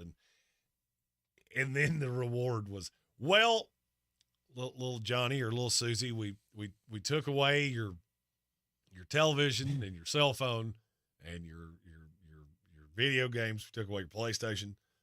We took away your dresser and all your clothes, but we did give you a Mark Starling hobo blanket and pillow combination on the floor. How does that suit you? We're just checking a box. And that box has been checked for $4 whole. I would love to have been in the room when they said, okay, we got to cut 7 important players to this team.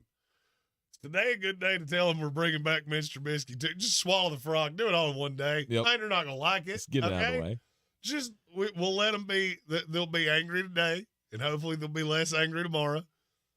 And then they'll figure out that Josh Allen. What would you rather have? Would you rather have the headline be Bills cut Poyer and White and Morse, and they signed? Or would you rather have Bills cut all these guys, wait 24 hours, and then give the news cycle something more to talk about with, hey, we signed Mitch Trubisky?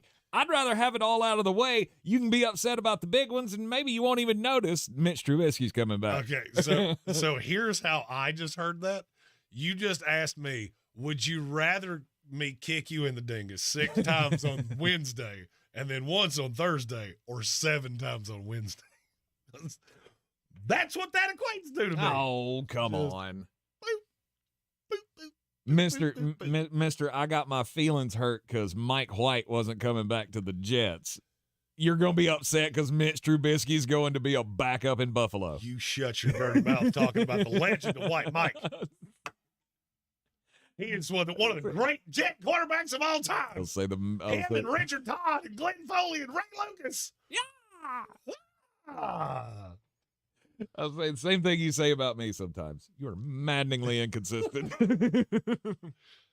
Celebrating Mike White. Yet, Mitch Trubisky, that's a bridge too far. Look, Tank, I don't have a lot to celebrate in life. I have a beautiful wife. I have beautiful children. I have like a dream job. Okay, but I've got a hangnail and my nose hurts. So, like, I mean, really, they should have a fundraiser for me. I think I'm going to start a GoFundMe. Bill Booty Cheeks says that the Bills are done now, and he doesn't want to hear another word about the bums. Signed sincerely, New England Patriots fan. And look, I get what he's saying. He's been saying this for years, that their Super Bowl window's closed. Here's the problem, though. As long as you have a quarterback that good, you're not done because you're going to be relevant year in and year out. Are they Super Bowl relevant? I'm going to struggle to see how that's going to happen in the next couple years. If they drafted well the next couple years, sure. And now look, there's a lot of things left to be figured out here. They rearranged deck chairs pretty well. They did keep Von Miller, which I did find that funny. Okay, of all the guys that you want to rearrange the money for, the guy that can't get back on the field, that's the one? Okay. Sure, but I'm sure he'll be healthy this year. Are you gonna? I think in a foot race right now, he'd lose to me. But that's probably another one though that they're not ready to swallow the frog on, like with Russell Wilson. It's so ironic that you said that. It's so ironic that you said that because I want to tell, and we'll have to run over here because you said it. Well, here's the thing: Flo and name's on the door. Okay. I have seen a lot of talk about, with the Justin Simmons cut, the $85 million dead cap hit with the Broncos, that the Broncos are just waving the white flag and the rebuild is on and the gnashing of teeth and the sadness and we have to go draft a quarterback now and I'm going to go eat a worm. You realize that's the best thing that could possibly happen to you, right? I mean, and I know a lot of people do. Soaring Eagle, Denver Donkeys, two of our wonderful Denver Bronco fans. Educated fans. Smart fans. We love smart fans. It's the fans that, they spend their mornings watching Mike Florio and Chris Sims. Those are the ones that we go, like the one I got into an argument the other day with a Bucks fan who was, we should just go get Aaron Rodgers. Well, that can't happen. Stop talking, please.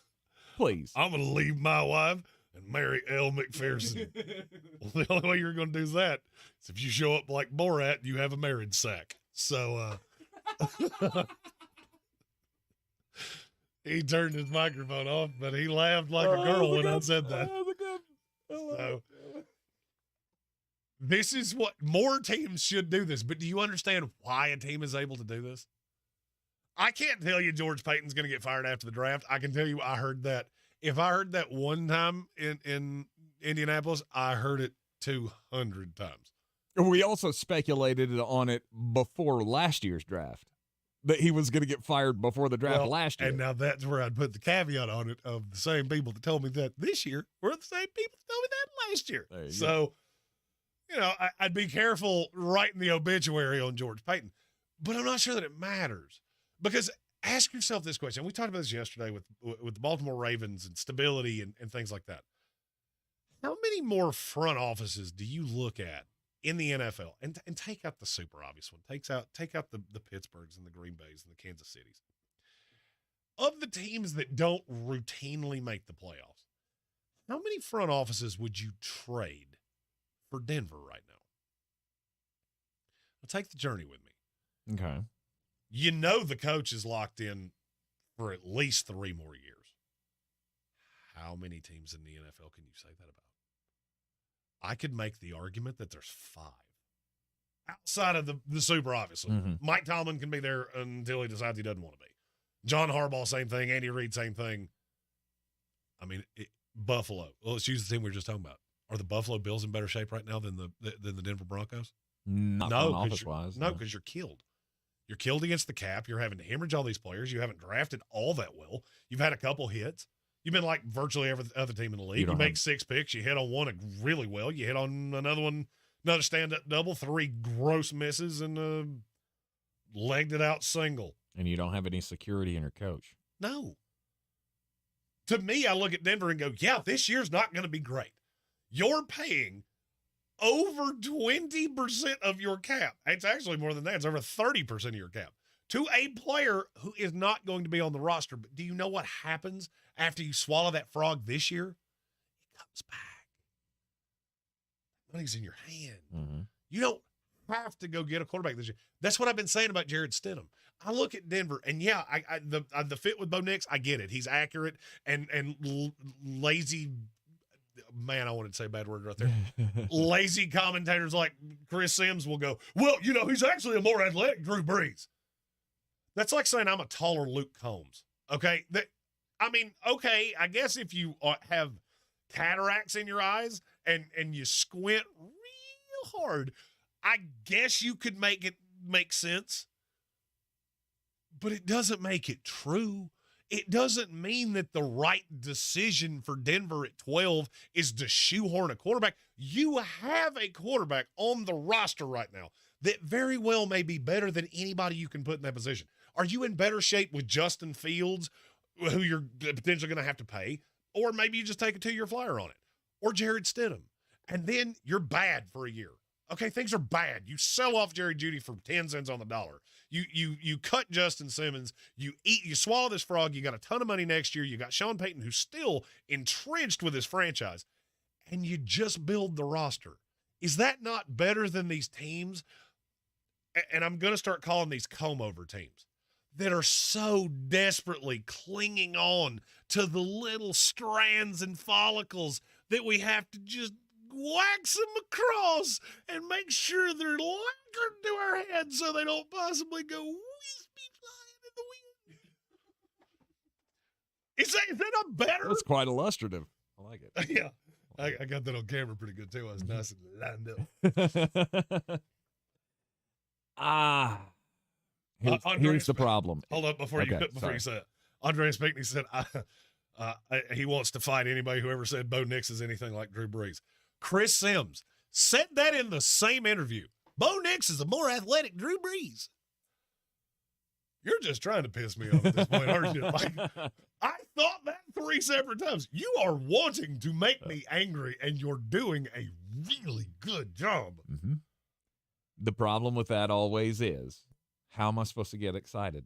What am I supposed to do with myself for the next 12 to 24 months as a fan? I think this is where fans get themselves caught in, I don't want to be the 3-14 team with maybe a promise of being better later. So is it better to be 7-10 for the next 5 years or 3-14 for one? I mean, at least at that point we're winning games, and maybe we can hope that we can make the playoffs or something. I'm going to ask you a question. I'm going to break a fourth wall here. Do you really believe that, or are you just trying to irk me?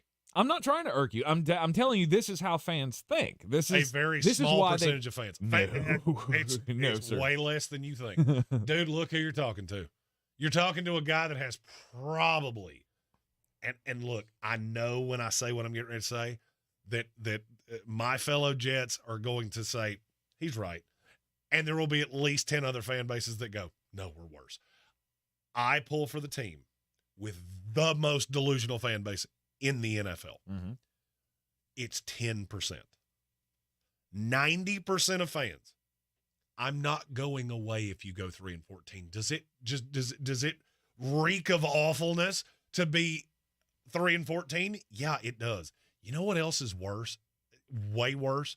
Miss the playoffs for 14 years. Don't have more than 3 actual meaningful games in week 17 for a decade and a half. It's way worse. Mm-hmm. And the difference with fans, but because see, you say it's the fans and the fans have to have something to hold on to. Yeah. I have a completely different take. To me, it's the GM that's trying to keep a job. It's the head coach that's trying to keep a job. That's why I'm saying Denver's in a better shot or in a better spot, mm-hmm. because Sean Payton could go 2-15 4 years in a row and not get fired. He could. And there's no debating that to me because you can't do better. There is not another coach out there that you're going to go, well, Sean Payton couldn't do it. He won a Super Bowl. But this new up-and-coming offensive coordinator for the Buffalo Bills will do it. I thought that was what Nathaniel Hackett was going to do. Mm-hmm. This was the all-in. This is a stable front office at this point. It's the reason you hire Sean Payton. I don't love him. You know that. I stood right beside him at the combine. Mm-hmm. Literally from me to you. We didn't even speak to each other. We shared two very odd glances. But it was, you going to talk to me? You going to talk to me? Nah, we're good. We're okay. But I do respect the stability that he brings to a franchise. I do respect the hope that he brings, and 2 bad seasons aren't going to do that. Because here's the thing. Last year was way better than you thought. You haven't bottomed out. You did the let's ride thing for a year. He's basically starting all over. So he can come out this year, throw Jared Stidham out there, and have him throw into Tim Patrick, Marvin Mims, and no Bronco fan's going to care. No real Bronco fan's going to care because they just watched Russell Wilson and went, that could have killed us for 5 years. That could have made us the most irrelevant team in the NFL. And the fact he was willing to look at him and go, get out. I'll take the loss. I'll take the losses. I'll take the cap hit. That's fine. Because that guy is committed to winning in this city because us winning is as important to him as it is to us. Mm-hmm. And I think the vast majority of fans look at that and go, I'll ride with that guy. Yeah. It may not work. I can't tell you it's going to work. It's a lot better than let's ride for 3 more years. You have a lot more faith in fans than I do. Because I you said 10%. I think it's closer to at least 40% of fans that are just blindly believing that their team has a shot every year. I'm going to say this, and I'm not going to elaborate, so you can read into it what you want to, but if you read into it, that's on you, not me. This is a lot like that really vocal minority that I always talk about in politics, of you say things that the vast majority of us look at and go, oh, you're out of your mind. The fact that you're louder than the rest of us does not mean there's more of you. Straight up. That doesn't, just because you tweet 2,500 times a month and we tweet twice does not mean that there are more of you than there are of us. Mm-hmm. And that would be my argument to that. And you can interpret that however you want to. Maybe so. And if you get mad, it's on you. I mean, the worst ones typically tend to be the loudest ones. And maybe that's where my misunderstanding of it comes in. I feel like there are a whole slew of football fans out there that are not smart. They don't think past this year. They want this roster to be the best it possibly can be. And if that means we're capped out at winning 8 games this year, I don't care because I'm going to pull for my team. And I'm going to hope that we can snake 2 games and make the playoffs. Always remember, the loudest person in virtually every room tends to be the dumbest. And that's how you got me. You're in the Sportsocracy. Heard no lies. It's ESPN Asheville. This is your Exergen Tempo Scanner weather forecast on ESPN Asheville. With sun breaking through the clouds this afternoon and a light breeze in for the north. The high should hit 68 degrees. Still dry tonight with increasing clouds and a low dropping down to 50. The next round of rain moves in Friday with scattered showers into the afternoon and a high of 59. There may be periods of heavy rain starting off the weekend Saturday with showers likely, even a few rumbles of thunder as the high hits 56. Then for Sunday, clearing, breezy, and cooler with a high close to 50 degrees. I'm Jeff Marr from the Weather Channel. This report is sponsored by Brakes for Less. Brakes for less. If you have the squeal, we have the deal. Get all 4 brakes for $239. Located in Asheville, call 888-261-STOP for an appointment or just walk in.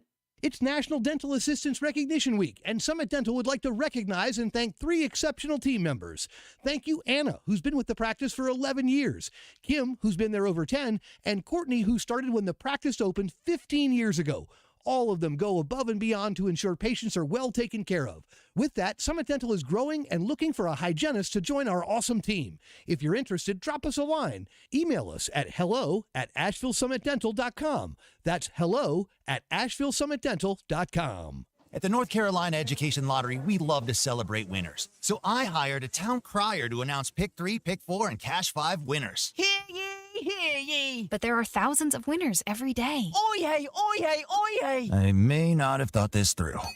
A proclamation of jubilant accord. Who gave him a bell? Daily draw games. What will you do with your win? Must be 18 to play. See Pick 3, Pick 4 and Cash 5 prize and odds charts at nclottery.com for details. Problem gambling helpline, 877-718-5543. Make sure you're at the Harris Cherokee Center, Asheville, March 7th through 11th for the 2024 Ingles Southern Conference Basketball Championship. Experience fun for the whole family as your favorite teams compete for the championship and a berth at the NCAA tournament. Get your discounted tickets to the 2024 Ingles SoCon Basketball Championship at your local neighborhood Ingles markets. For more information, visit SoConHoops.com. The 2024 Ingles Southern Conference Basketball Championship at SoConHoops.com. Showtime Sports and Mountain Graphics have teamed up under new ownership by an Asheville native to better serve our community with the finest custom apparel and unique branded items at the best price. Showtime Sports and Mountain Graphics can customize whatever you, your team, business, or local group may need through high-quality screen printing, embroidery, and laser engraving right here in Asheville. Free personal delivery within Buncombe County and a reduced delivery fee anywhere in Western North Carolina. Visit ShowtimeSportsAVL.com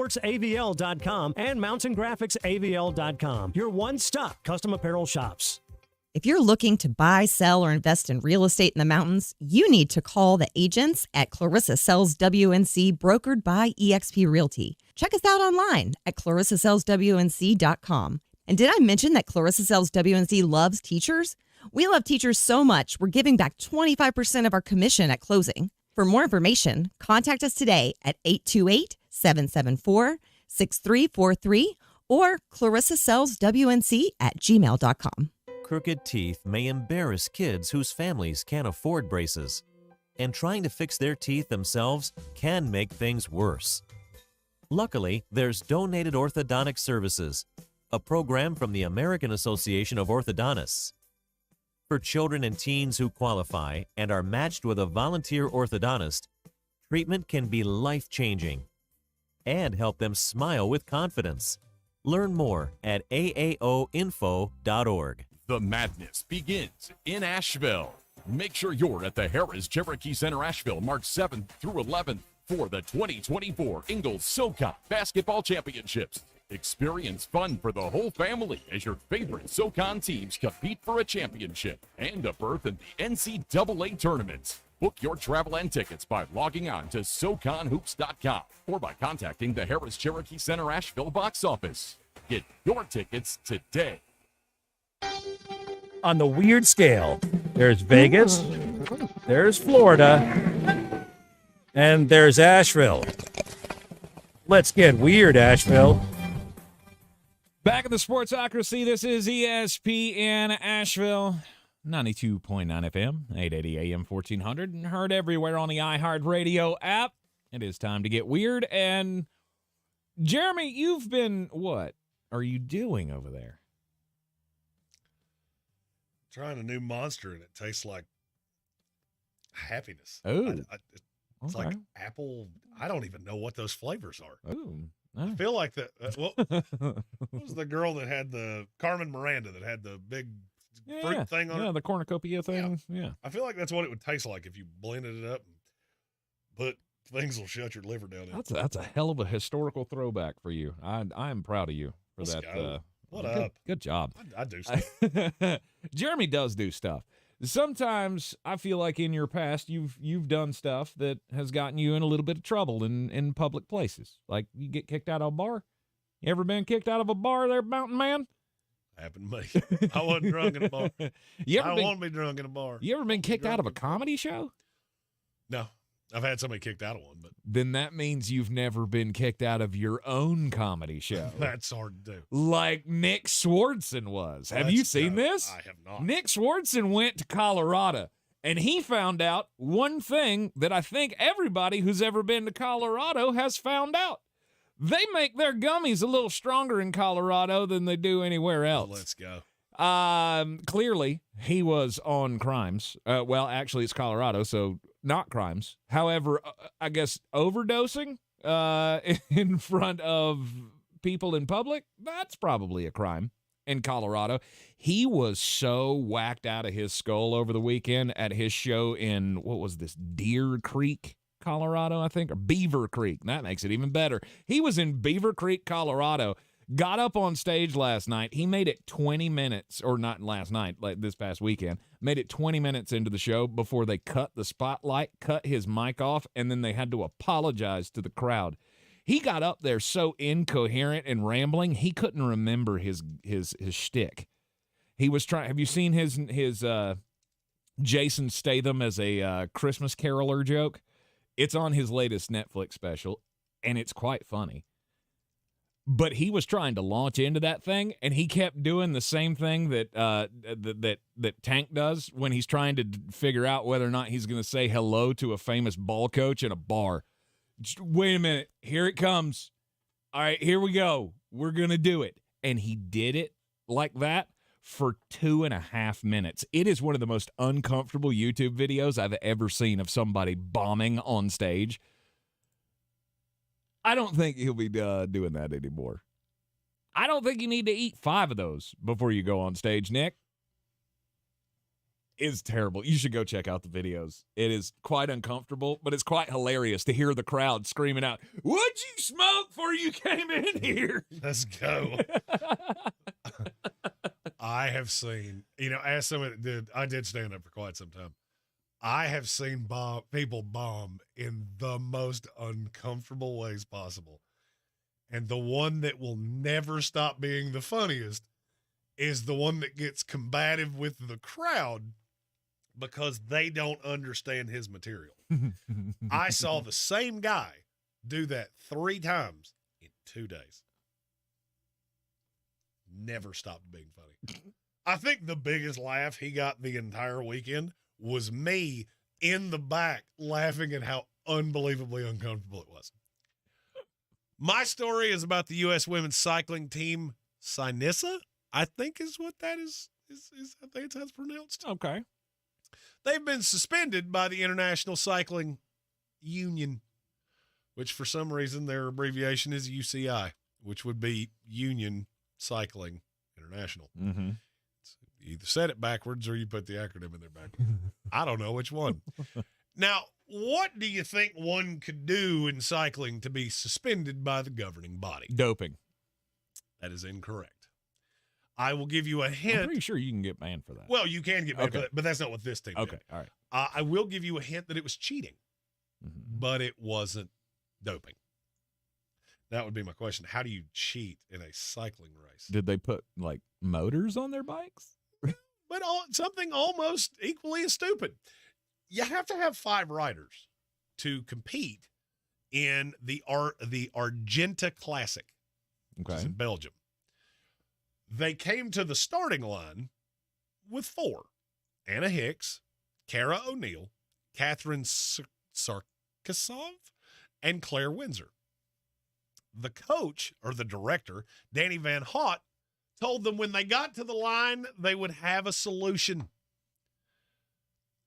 They brought in team mechanic Maura Barrett, put her in a rider's clothes and a face mask.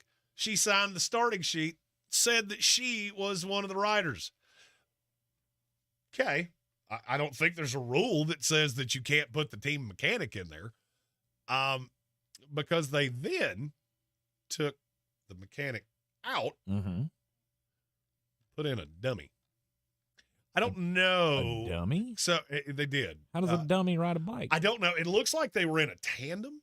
And so somehow, I don't know if they linked the bikes together or what exactly they did here. The story gets kind of vague because it says they dressed a mechanic as a rider, but they had to put something on the bike because the mechanic didn't ride the bike. Huh. Anyway, they had 4 riders, not 5. And that's illegal. So now they've been suspended indefinitely. That is the craziest thing I think I've ever heard. Yeah, we only have 5. Now, here's my question. Why is it illegal to only have 4? That's stupid. Well, I mean, what is the competitive advantage do we have 4? Maybe I don't know, maybe to crown like the team champion, you have to take the average time of the team, and then that could mess it up if you only had 4. It'd throw everything off because everybody else's average is based on 5. I don't know. I'm trying to spitball here. Our buddy Hubert Queen said if you're not cheating, you ain't trying. He's not wrong. We have another super chat. Yeah. It's from our buddy Soaring Eagle, who is a Denver Bronco fan.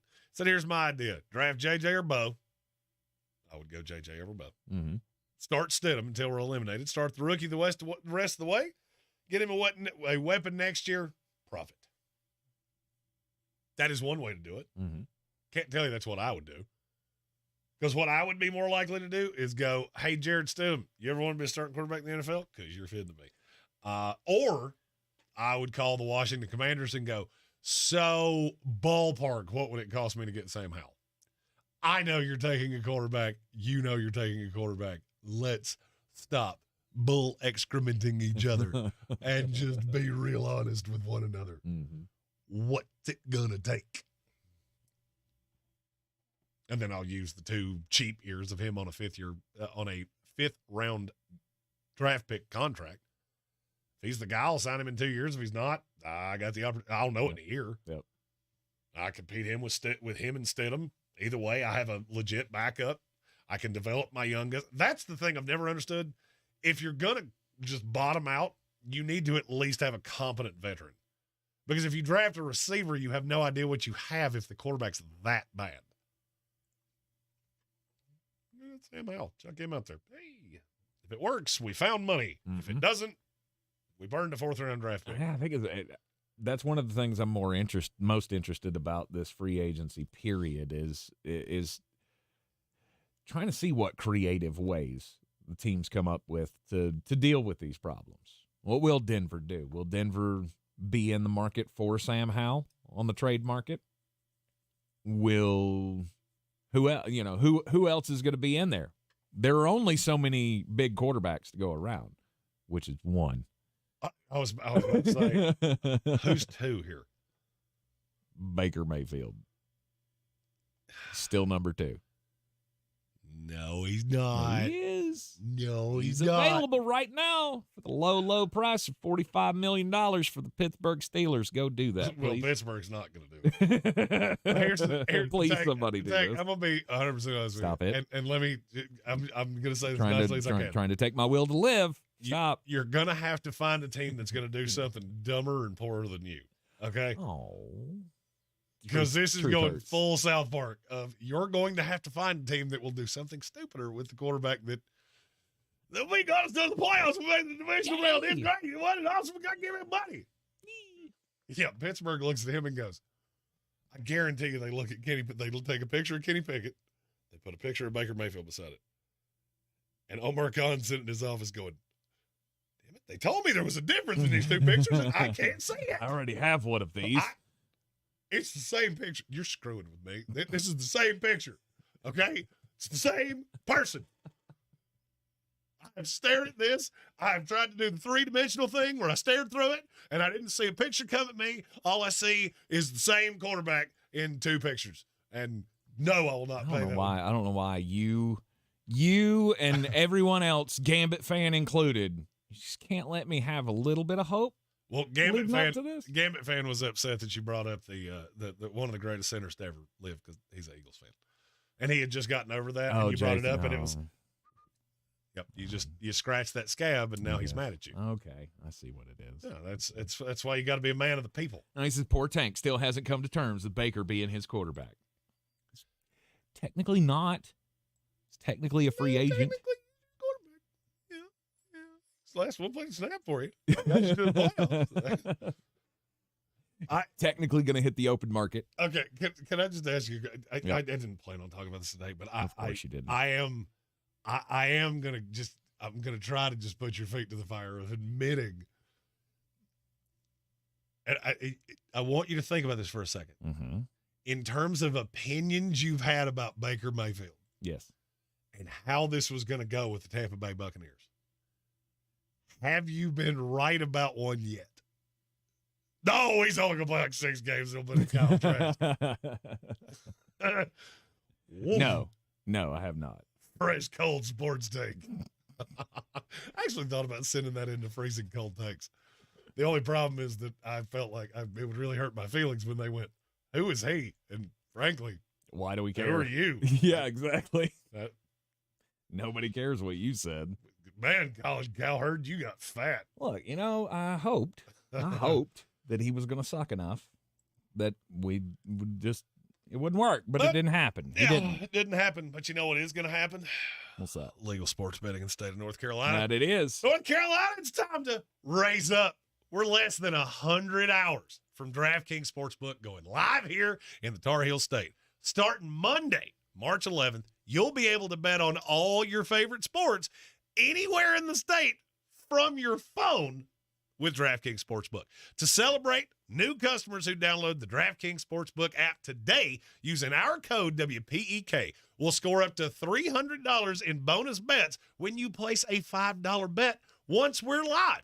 Download the DraftKings Sportsbook app now. Sign up with that code WPEK to get that $300 in bonus bets once mobile sports betting goes live.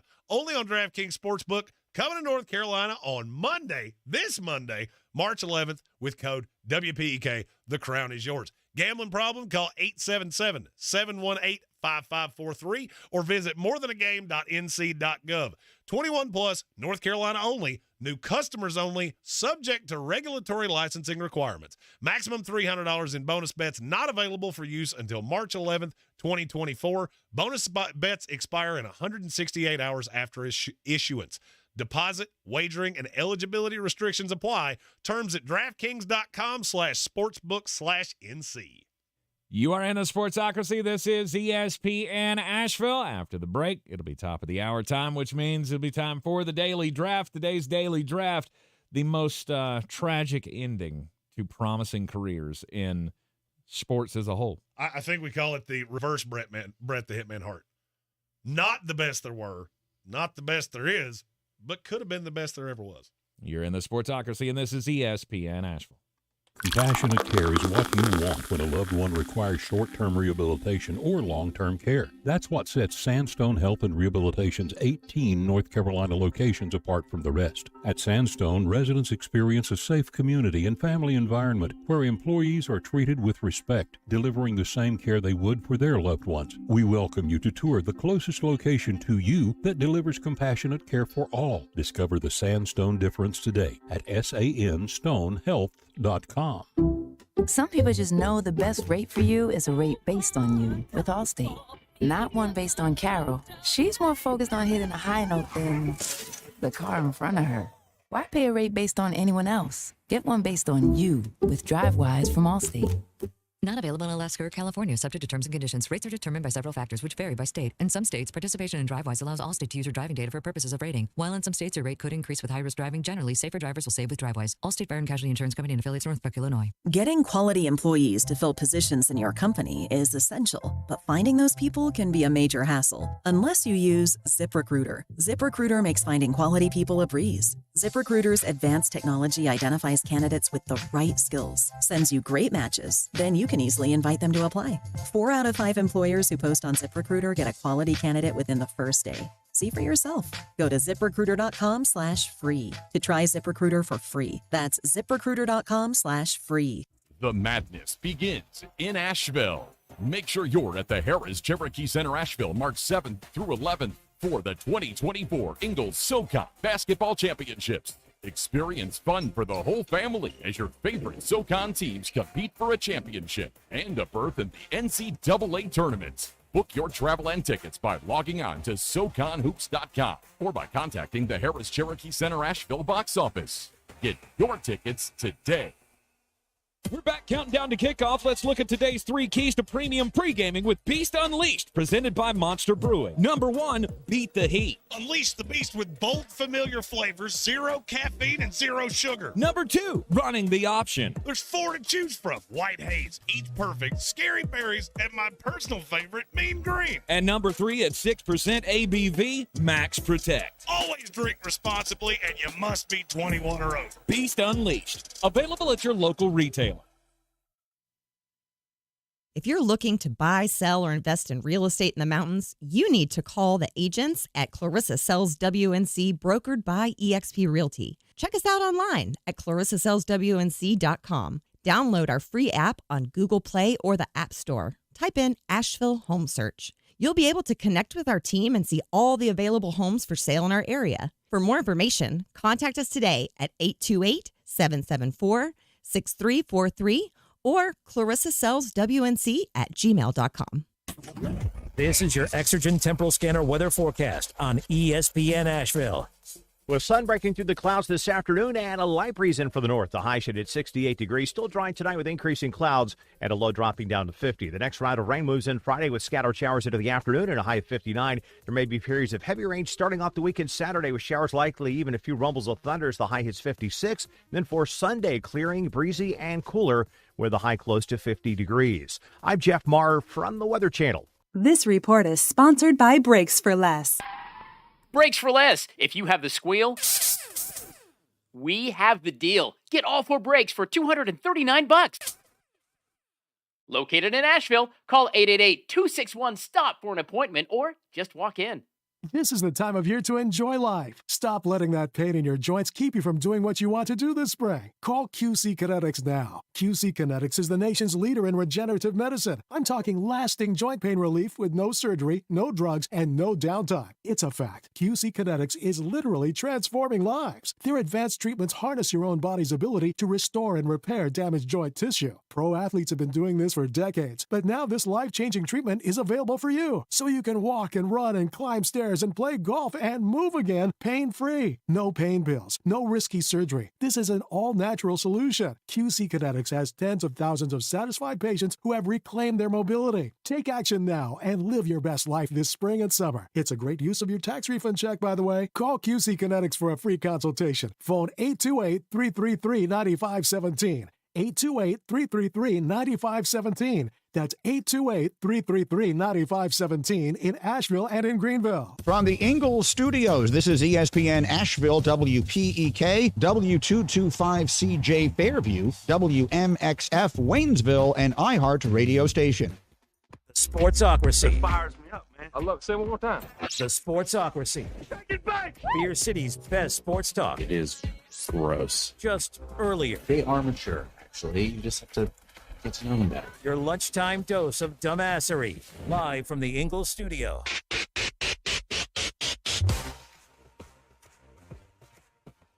It is ESPN Asheville, 92.9 FM, 880 AM, 1400. The Sportsocracy is heard everywhere you go on the iHeart Radio app, and we are seen everywhere on YouTube. Go to thesportsocracy.com, click the live video link, subscribe to the channel so you can join us in the chat. It is the top of the third hour of the program. Final hour of the week where we will be in studio. We'll be on location live tomorrow, 12 to 3, at the Ingalls SoCon Basketball Championships. Coming to you live from the Harris Cherokee Center, Asheville. And we'll be up on the broadcast stage inside the arena as the women's games are going on tomorrow afternoon. You can come on by and see us. You will not have to miss a single second of the basketball action this weekend. You can get your tickets at SoConHoops.com. Or if you can't make it out, you can always follow along all the action right here on the iHeart Radio airwaves on ESPN Asheville on Saturday morning. It starts at 11:30. We will have quarterfinal covers the first session for you. Then we'll switch over to WWNC for the evening session. And then on Sunday, we'll have both the semifinal games for you, as well as the women's championship game on WWNC. So full weekend of basketball plus Jeremy. The UNC Asheville Bulldogs are going to be in the Big South tournament in Charlotte, and Jeremy will be running all of the UNC Asheville games. Hopefully, there's 3 of them. It's at High Point, not Charlotte. Oh, that's right. I forgot. They moved it. So it's at High Point University. High Point is the number 1 seed. They're hosting the tournament. UNC Asheville, the number 2 seed. First game will be tomorrow night against Charleston Southern. Yes. In the first round. 5:30. Yes. In the I think the second round of the tournament. We got to buy. I think UNC Asheville. No. The only buy is Charleston. The only buy was High Point. Oh, okay. All right. So anyway, we'll have quarterfinal action of that tournament for you tomorrow night.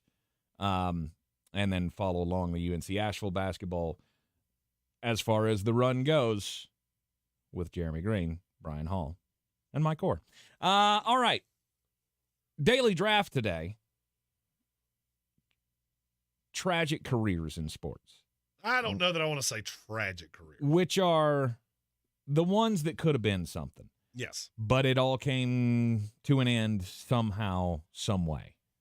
Jeremy, you jumped on it at the end of that last segment of, I got number one pick and I win. All right, so give me your number one pick and who wins? There's two for me that are far and away. Mm-hmm. But there's one for me that I already knew how great he was, and it was taken way too early, and it's Sean Taylor. There you go. Sean Taylor for me is the number one in this. It's close. I don't think it's close from two. Mm-hmm. And I didn't think there was a chance either one or two were coming back to me. Sean Taylor wasn't coming back to me, right? He probably would have. Then I did this wrong. Really? Yeah, he probably would have. Fact or fiction, Sean Taylor would have gone down as the greatest safety that ever lived. Fact. I agree. Fact. And for me, I look at, all right, so take the journey with me. Mm-hmm. In an era where you had Troy Polamalu, Ed Reed, Brian Dawkins, I genuinely feel like Sean Taylor was better than all of them. And with him, I feel like that would be looked at as the golden age of safety play in the NFL, and he was the best one. That was the differentiator for me. Okay. I had one more on my list that was super. I really struggled to not say his name right here. Mm-hmm. But I don't think he could have ever gone down as the best blank. Okay. I have two that I think they could have been on their way to being the best ever to do what they did. My number one is Len Bias. That was the one so I should have done it backwards. And look, I was taken Len Bias and then hoped you didn't take Sean Taylor. Yes, that's how you should have done that. Because that should have known. Actually, if you'd have done that, you probably would have not gotten Sean Taylor. Because I mean, he's high on the list. I'm not knocking the pick at all. To me, it's Len Bias, and it's not close. This guy was supposed to be Jordan before Jordan. He was a freak athlete, and he fell to the Boston Celtics, who had traded up to get that pick. Mm-hmm.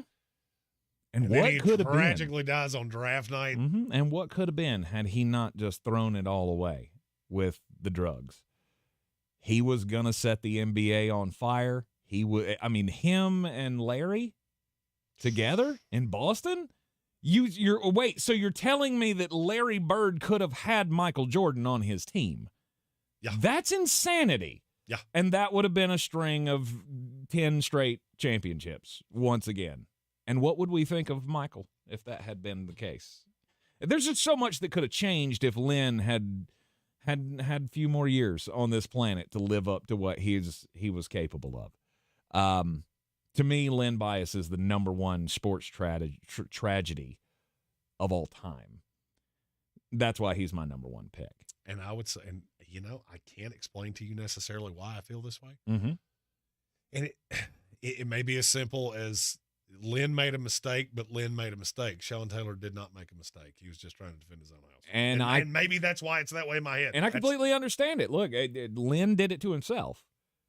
Sean did not. Which, I mean, it doesn't make it any less sad. No, it does not. Especially if the stories are true, that was the first time it ever happened. And here's the other thing. Here's another place where I would accept Sean is a better story than Len Bias is because we saw it. We saw him on the field with the best in the world. We saw him out there be one of the best in the world. We never saw Len do that. That was my point. We saw Len be the superstar of college basketball. He was promised for us to be the next big thing, but we never got to see it. And so, but also on my side, part of that makes it even more tragic that you didn't get to see him in a Celtics uniform, that you didn't get to see him with Larry Bird on the court. I can't fault you for that one. Now, the number two, which it always comes to mind because this was my era. I grew up being told that there is a monster out there who plays two sports, and he's going to wreck your world. It's Bo Jackson. He could have been the greatest running back we ever saw. He could have been the greatest power hitter we ever saw. He did them both really well, was an all-star in both sports, and then the hip injury happened, and Bo was never Bo again. Yeah, and I'm not saying Bo wasn't high on my list. I don't know why I don't put him up with the I don't have a good explanation for that. I didn't have him. Let me take a stab at it. Is it because he's such a big star still? Because he's still seen as the greatest athlete of all time by some people. When we have remember when we had Sports Century? When ESPN was doing the 100 years of sports or whatever? I was 13 years old. I want to say Bo Jackson was like 4 on that list. He was up there pretty high. He was pretty high. He still gets all of the accolades, and it's hard for us to look back and go, well, Bo Jackson, he had such a great career. He had the big dollars with the sponsorships. You knew his name. He was a first-name basis. Everybody knew Bo. Your mom knew Bo, even if she didn't watch sports. Never watched him one down playing for the Raiders or one pitch playing for the Kansas City Royals or the Chicago White Sox or whoever. She still knew who he was. But to me, that doesn't make the story any less sad. Just throwing this out there, Bo Jackson was not on that Sports Century list. Was he not? I thought he was. He's not in the top 50. He was 72. Oh, I thought he was way higher than that. 72. That's a throwback. I hadn't even kind of thought about that, and I couldn't tell you. Maybe it wasn't the Sports Century list. I mean, obviously, it wasn't the Sports Century list. I can remember having these discussions. He's been high on all of the lists, except for that one, apparently. Okay, I don't like this guy particularly as a commentator because I think he's very cringy. At times, there's good and there's bad, as there is with a lot of commentators. I'll go RG3. And that one is, and there's no tragedy there, except for the fact, what if he had just stood up for himself and taken himself out of that playoff game? Mm-hmm. I have always wondered, modern medicine, all those things, if you had just not gone back in and done whatever you did, would that have changed anything? And I take RG3 there, and maybe this is why I didn't have Bo Jackson that high, because I think it's so ironic that my next one was drafted right in front of him. And it's Andrew Luck. If Andrew Luck had been on a team that in any way that could pass protect for him, unlike Trevor Lawrence, we never looked at Andrew Luck and said, you're not what you were billed to be. It ended too early, and you never had the pieces around you. Mm-hmm. And that, to me, is incredibly that whole draft class, they will make Sports Centuries, since you just said that. Yeah, 30 for 30s. 30 for 30. That's a good one. About that draft class and some of the stories that come out of it and what it could have been. I mean, you realize those two could have been real, just elite franchise players. Still happening. I mean, both of them are 33 right now? Mm-hmm. I know they're both younger than me. And that's crazy to think about how long both of them have been out of the game. The Colts have had when Anthony Richardson comes back, that will be the 5th full-time starting quarterback they've had since Andrew Luck was gone. Mm-hmm. That is insane to think about. And I think the Commanders have had 43. My next selection, it's going to be another throwback. I wasn't around for this one, though. Like, I was barely a child when the Lynn Bias thing happened, and I was just a little older when Bo got hurt. This was before my time, but I've seen all of the footage, and I've heard all of the people talk about him playing, and Gale Sayers with the Chicago Bears. You look at his film, as old and tattered as it is from back in the 1960s, and he looked every bit as good as anybody you've ever seen carry the football. Averaged 139 all-purpose yards prior to tearing his ACL. He did make a comeback from the ACL tear and led the league again in rushing, but then at that point, the atrophy and the bone bruises that he battled the rest of his career just made him a shell of himself, and he had to call it quits after another 2 years after that. 1965 to 1971, and from 1965 until 1969, there was nobody in the game that could touch him. That's a good one. He wasn't on my list. Not at all? Nope. I'll go ahead and tell you my next two are in you got one more pick, but I've got two more that are in sports that you probably wouldn't think. Interesting. It's good place to take a break. Okay. We'll take a break. We'll come back. We'll round out the picks here in the biggest sports tragedies as a career.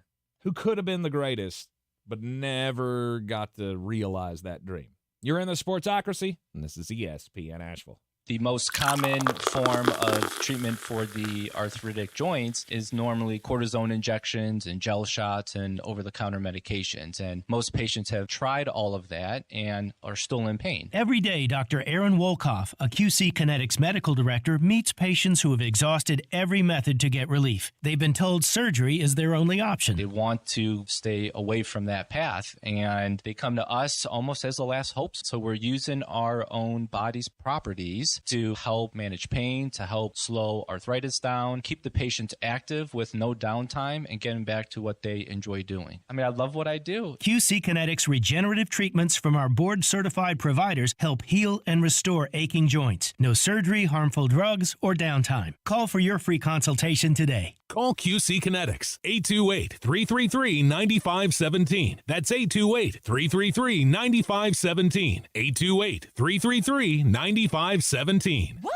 New scratch-offs are out? That means new chances to become a North Carolina Education Lottery Winners Club member. Yeah, in the Winners Club, I'll reinvent myself. I won't go by just plain Todd. I'll go by Toddrick. I'll get a gold jacket, play my saxophone again. I'll stop and smell the flowers, call my mom more. Oh, wrap it up, Todd. It's Toddrick. This month's tickets packed $370 million in total prizes. The Winners Club awaits. Must be 18 to play. Approximate overall odds of winning range from 1 in 2.93 to 4.24. Problem killing helpline 877-718-5543. What's up? I'm John Wall. And I'm CJ Toledano, and we're starting a new podcast presented by DraftKings called Point Game. You know, like at camps and stuff like this, you take the ball out. You ain't getting the ball back. Like, you the last one up in court. They already did their thing. So I stopped there, and I just got into a rhythm and started hooping. If King of the Court happened next season, who do you think would win? I just think KD, bro. Like, there's nothing you can do with him. Check out Point Game with John Wall and CJ Toledano on the iHeartRadio app or wherever you get your podcasts. If cleanliness is next to godliness, look around the car right now. Is that very godly? Look, life comes at you fast, but so does WBNC Auto Detailing. They have the tools to make your interior look like it's coming off the showroom floor. You don't believe me? Check them out on Instagram. All that filth and years of stains disappear. WBNC Auto Detailing does full interior and exterior details with paint correction, and they do wax and ceramic coatings. Call WBNC Auto Detailing at 455-3700. Premium care with a Southern hospitality touch. The madness begins in Asheville. Make sure you're at the Harris Cherokee Center Asheville March 7th through 11th for the 2024 Ingalls SoCon Basketball Championships. Experience fun for the whole family as your favorite SoCon teams compete for a championship and a berth in the NCAA tournaments. Book your travel and tickets by logging on to SoConHoops.com or by contacting the Harris Cherokee Center Asheville box office. Get your tickets today. The best season of the year is here. Tailgate season. Monster Brewing presents this season's MVP. The Beast Unleashed. With 4 bold, familiar flavors. With 0 caffeine and 0 sugar. Beast Unleashed is your new pregame ritual. With white haze, mean green, peach perfect, and scary berries, there's a flavor for every fan. The Beast Unleashed. 6% alcohol by volume. Unleashed responsibly. Must be 21 or over. Beast Unleashed available at your local retailer.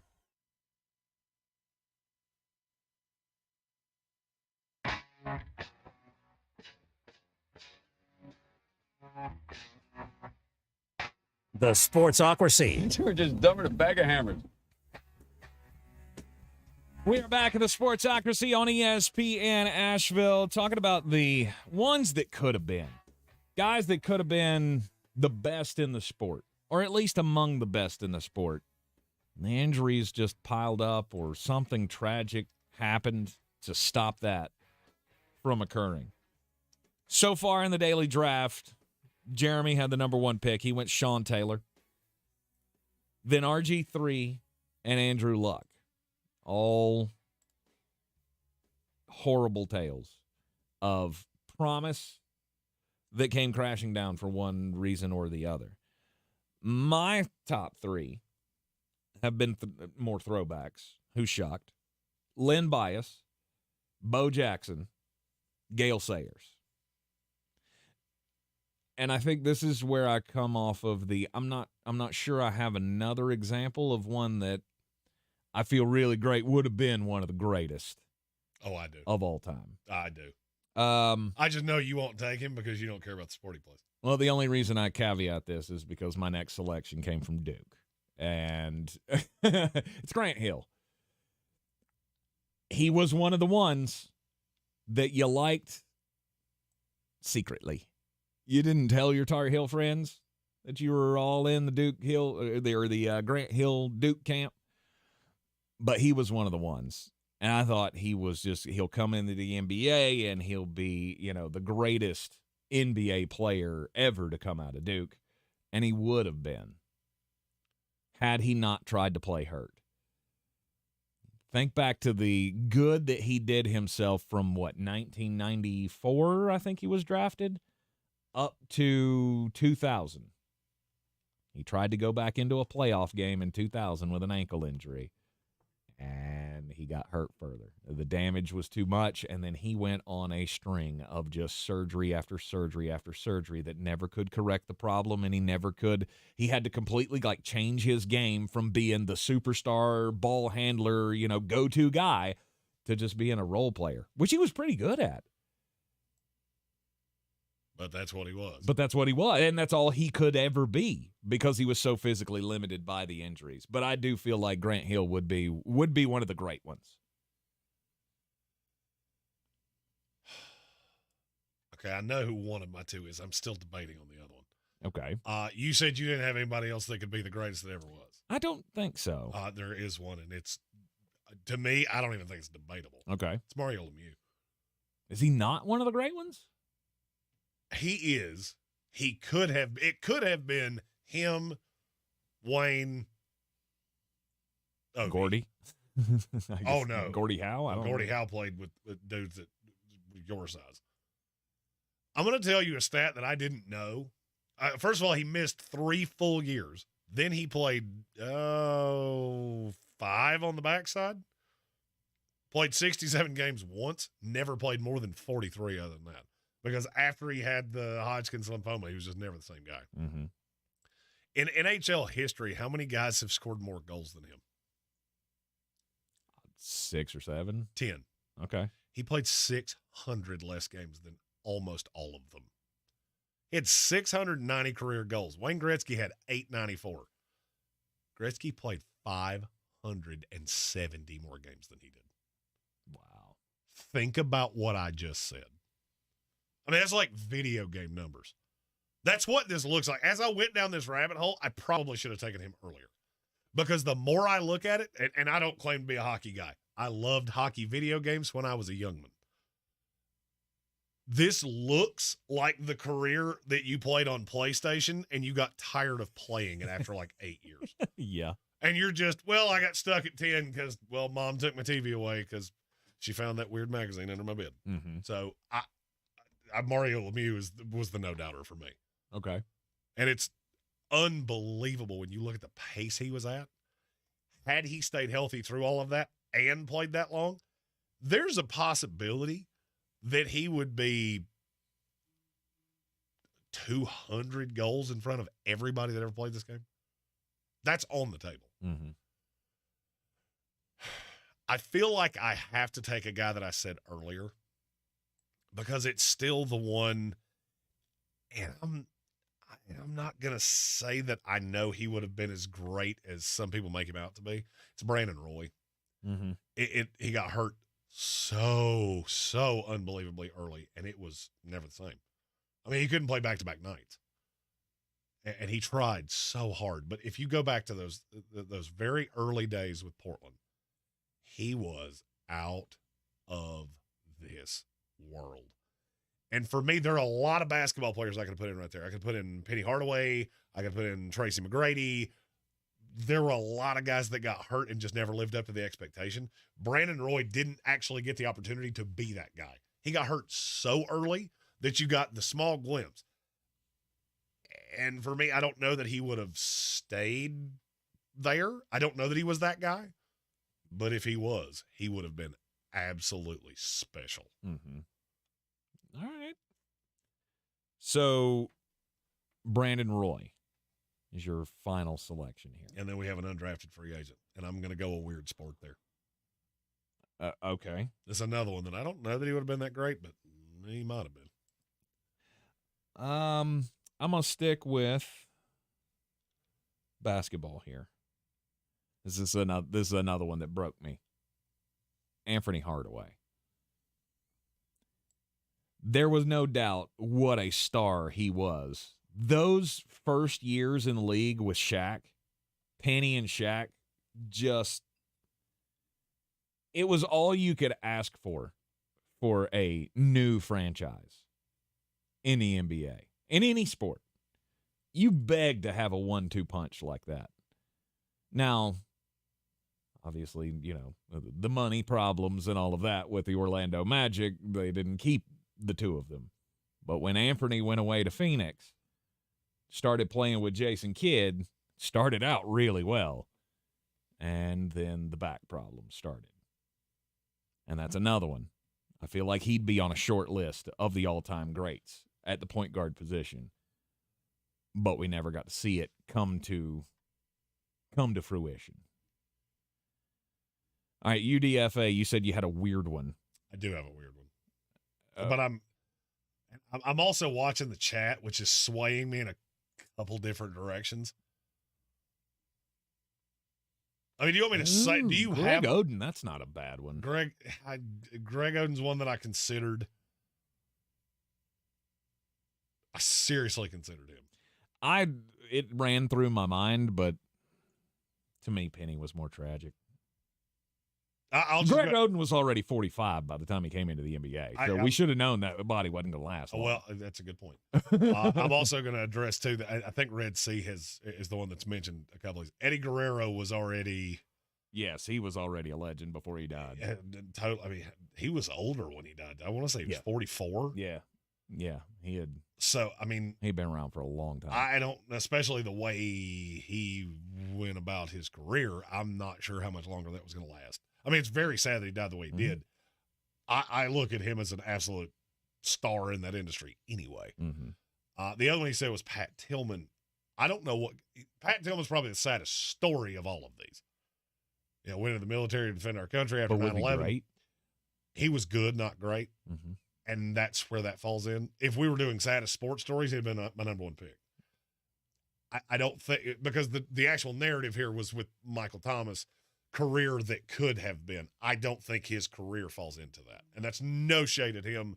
I think he might be the most honorable person that's ever lived in this country. And that might have been a little hyperbole because there might be somebody I'm not thinking of, but there's probably no person on this planet that I respect more than Pat Tillman. But the career doesn't merit being in this conversation if what I just said makes sense. I hope it does. That's why I kept trying to steer Tank away from saying tragic end. I'm not saying you had to die or something like that. And which one was the most sad or anything like that. It was whose career would have been the best had it not been for the things that happened. Yes. Hubert Queen throws out Kijana Carter. Kijana Carter's not a bad one. Kijana Carter's not a bad one. The problem I have there is not his talent. It's more that I think the biggest problem that he has is he went to the Bengals. And they had nothing at that time. And so I don't know how good the career. That's a good one though.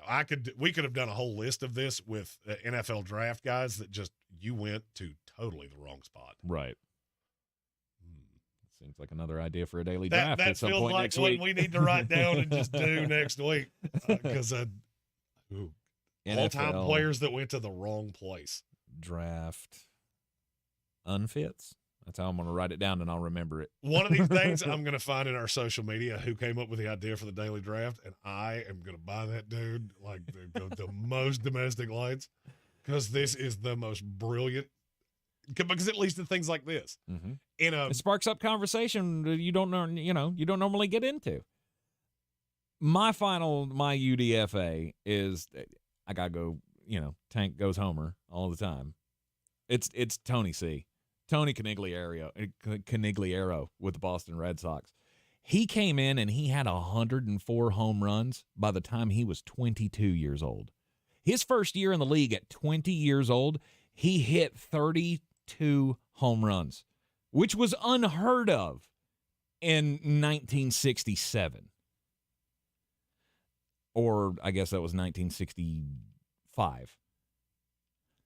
Then we've all seen the Sports Illustrated cover. Tony C with the big black eye. He got hit with a fastball in his left eye in 1967, and he never regained full sight in that eye ever again. 104 home runs by the time you're 22 years old, that puts you on a path to be one of the greatest of all time.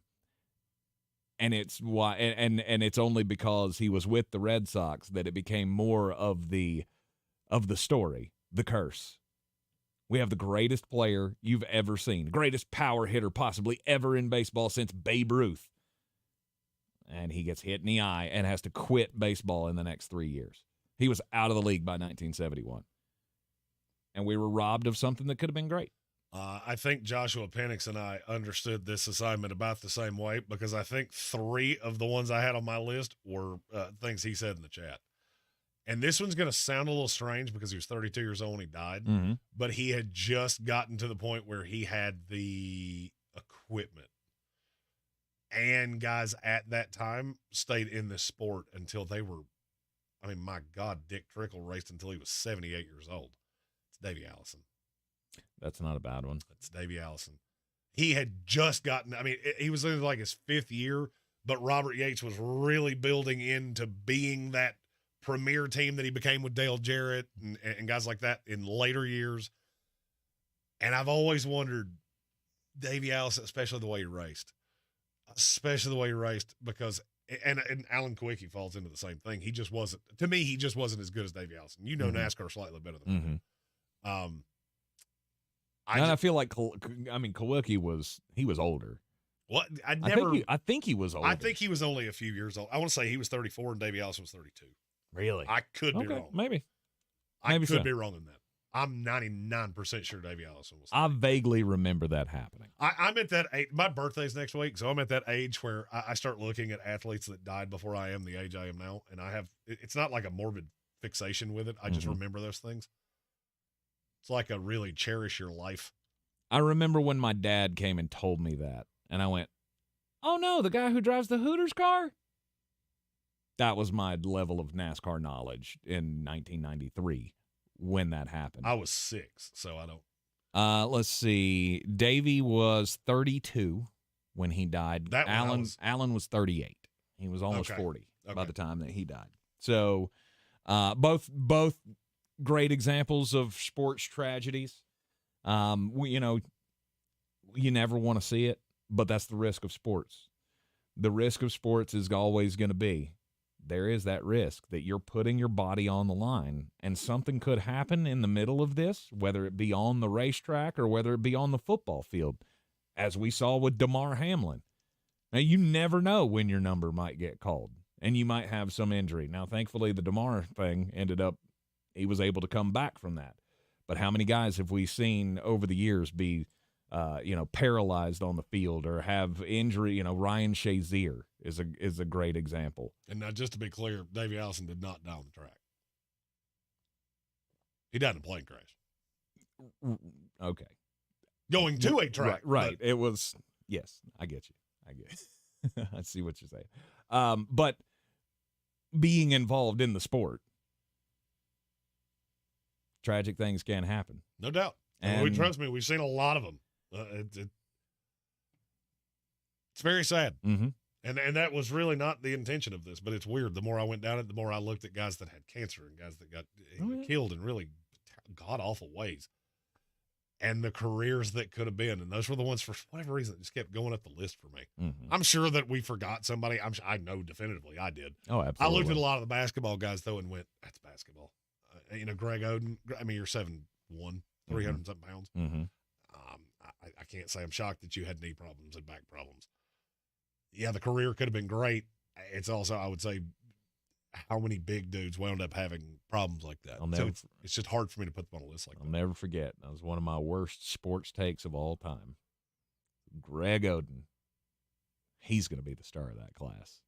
Not Kevin Durant. Yeah, not that guy who can't lift 225 pounds once. I remember specifically about Durant when the thing came out that he only lifted 175 pounds one time. That's what it was. I not went 225. I went, why do we care?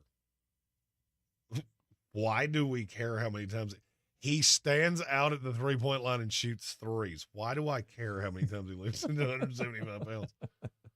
I also looked at Greg Oden and said basically the same thing you did.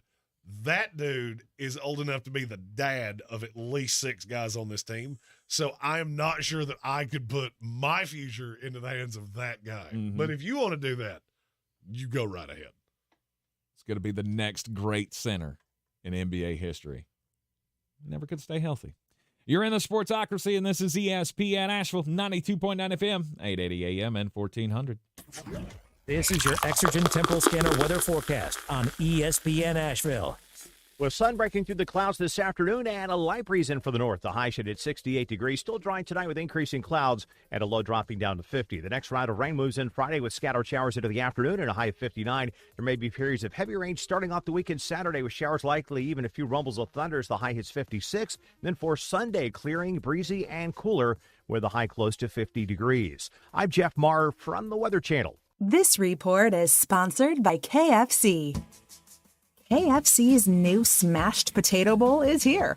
Fries, mashed potatoes, cheese, and bacon come together to make a smashable snack that's only $3.49. It's finger-licking good.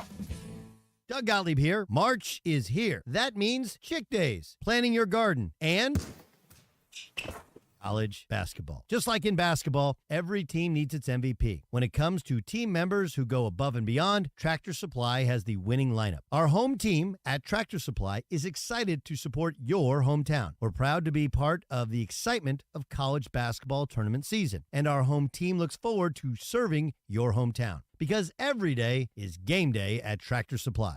To some, a baby's babbling doesn't mean much, but it does. Especially if there's no babbling at all. Little to no babbling by 12 months or later is just one of the possible signs of autism in children. Learn more at autismspeaks.org. Brought to you by Autism Speaks and the Ad Council. The madness begins in Asheville.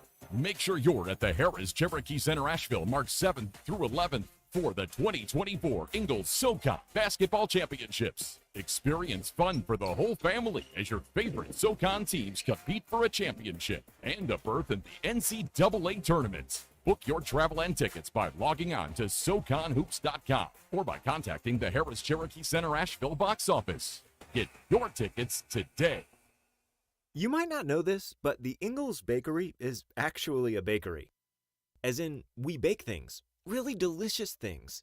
Things like crusty breads just waiting for that scrumptious strawberry jam. Apple fritters to pair perfectly with that morning cup of coffee. Cakes for any occasion, customized to your precise standards. And did we mention the cookies? It's all in the bag.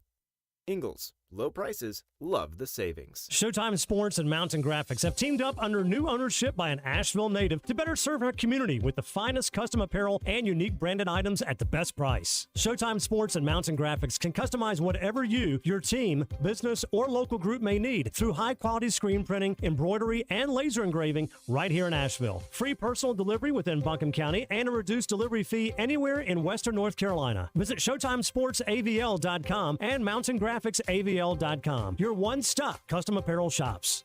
If you're looking to buy, sell, or invest in real estate in the mountains, you need to call the agents at Clarissa Sells WNC, brokered by eXp Realty. Check us out online at ClarissaSellsWNC.com. Download our free app on Google Play or the App Store. Type in Asheville Home Search. You'll be able to connect with our team and see all the available homes for sale in our area. For more information, contact us today at 828-774-6343 or clarissasellswnc@gmail.com.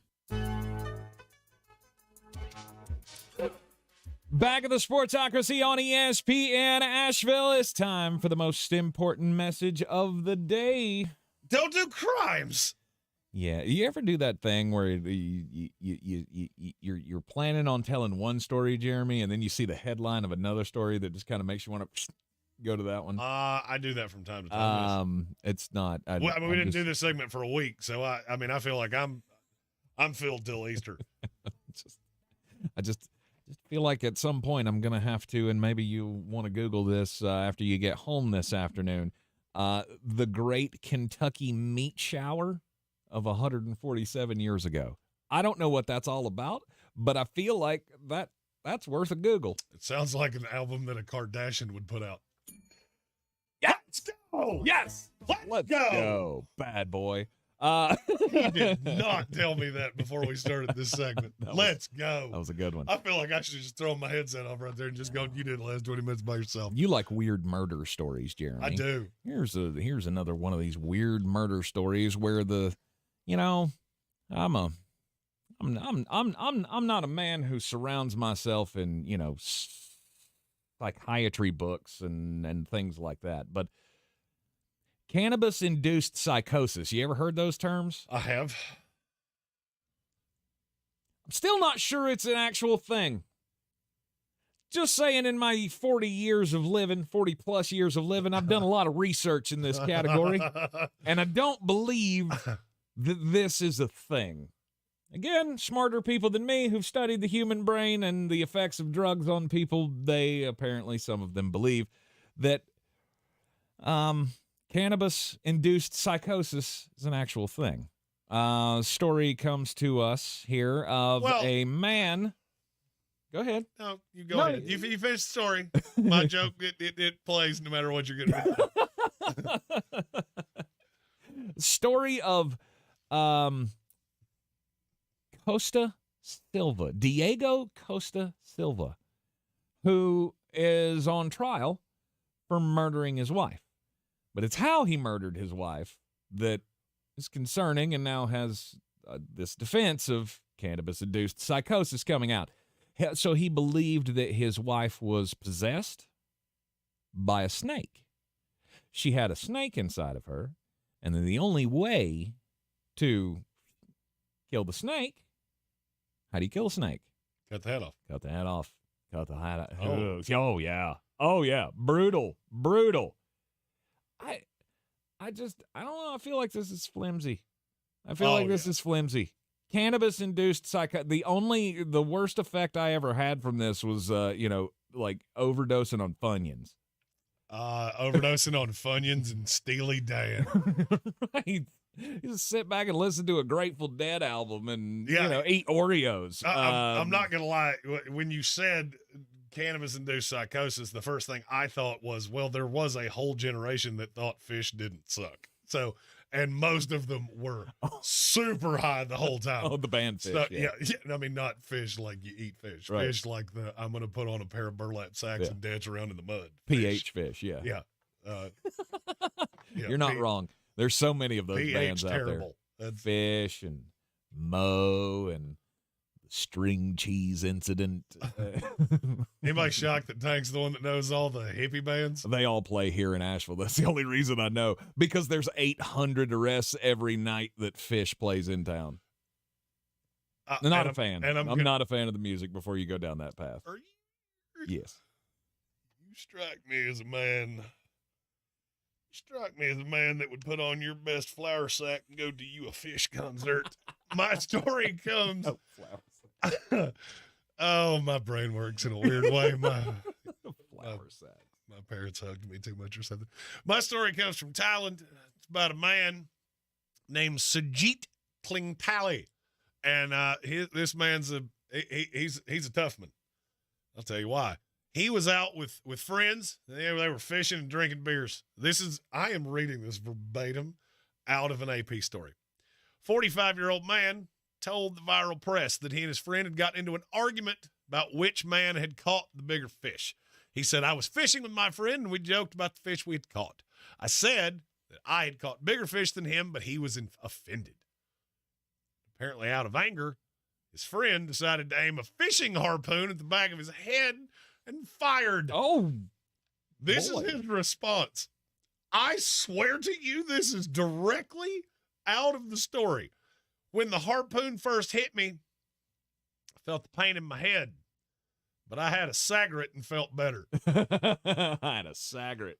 That is one tough dude. Yes. That is a dude that you do not want to get into a fracas with, because no matter what you do, he is one Chesterfield away from being back to where he started, and that man cannot be killed. The harpoon went into his skull to the point that it touched his brain underneath his eye and went all the way into underneath his eye socket. Had to be removed surgically, obviously. He just went on about his life. Like, oh, so it went under the brain and out the eye socket. It didn't go out to the eye socket. It hit the back of the orbital bone. Ooh. Few centimeters left, and there were just a few centimeters left where it could have been positioned without killing him. He was lucky to be alive. It was taken out, and apparently now he's just fine. The bottom of it says he'll need a few more exams to assess if there's any further brain damage, but he does appear to be fine. I also have to ask, why would you get so... Fishermen are weird. My dad was a fisherman, and, like, I get it, but why do you get so angry about the size of the fish you caught? Like, there's really nothing... You get there's nothing to that, right? Now, the number of fish you catch, I get. The size of the fish is complete dumb luck. You get that, right? I never understood that. It's all complete dumb luck to me. This is why I don't. It is. I can tell you, as a man that grew up, my father was a phenomenal bass fisherman. You know, it's funny. Why do we keep beating you if it's just dumb luck? Bingo. That's why I said it's all dumb luck to me. Yes. I don't know how to do it. I've only been fishing twice in my life, and it was the most boring experiences of my life. Jeremy, I'm very upset because I missed a good point to the story when I told it a second ago. Cannabis-induced psychosis. Is there a judge in this world that would believe that theory coming from a Dr. Mark joint? No! That would be like, this is Cheech. This is Dr. Cheech, and he's going to tell you how my horrible murder case could all be blamed on weed.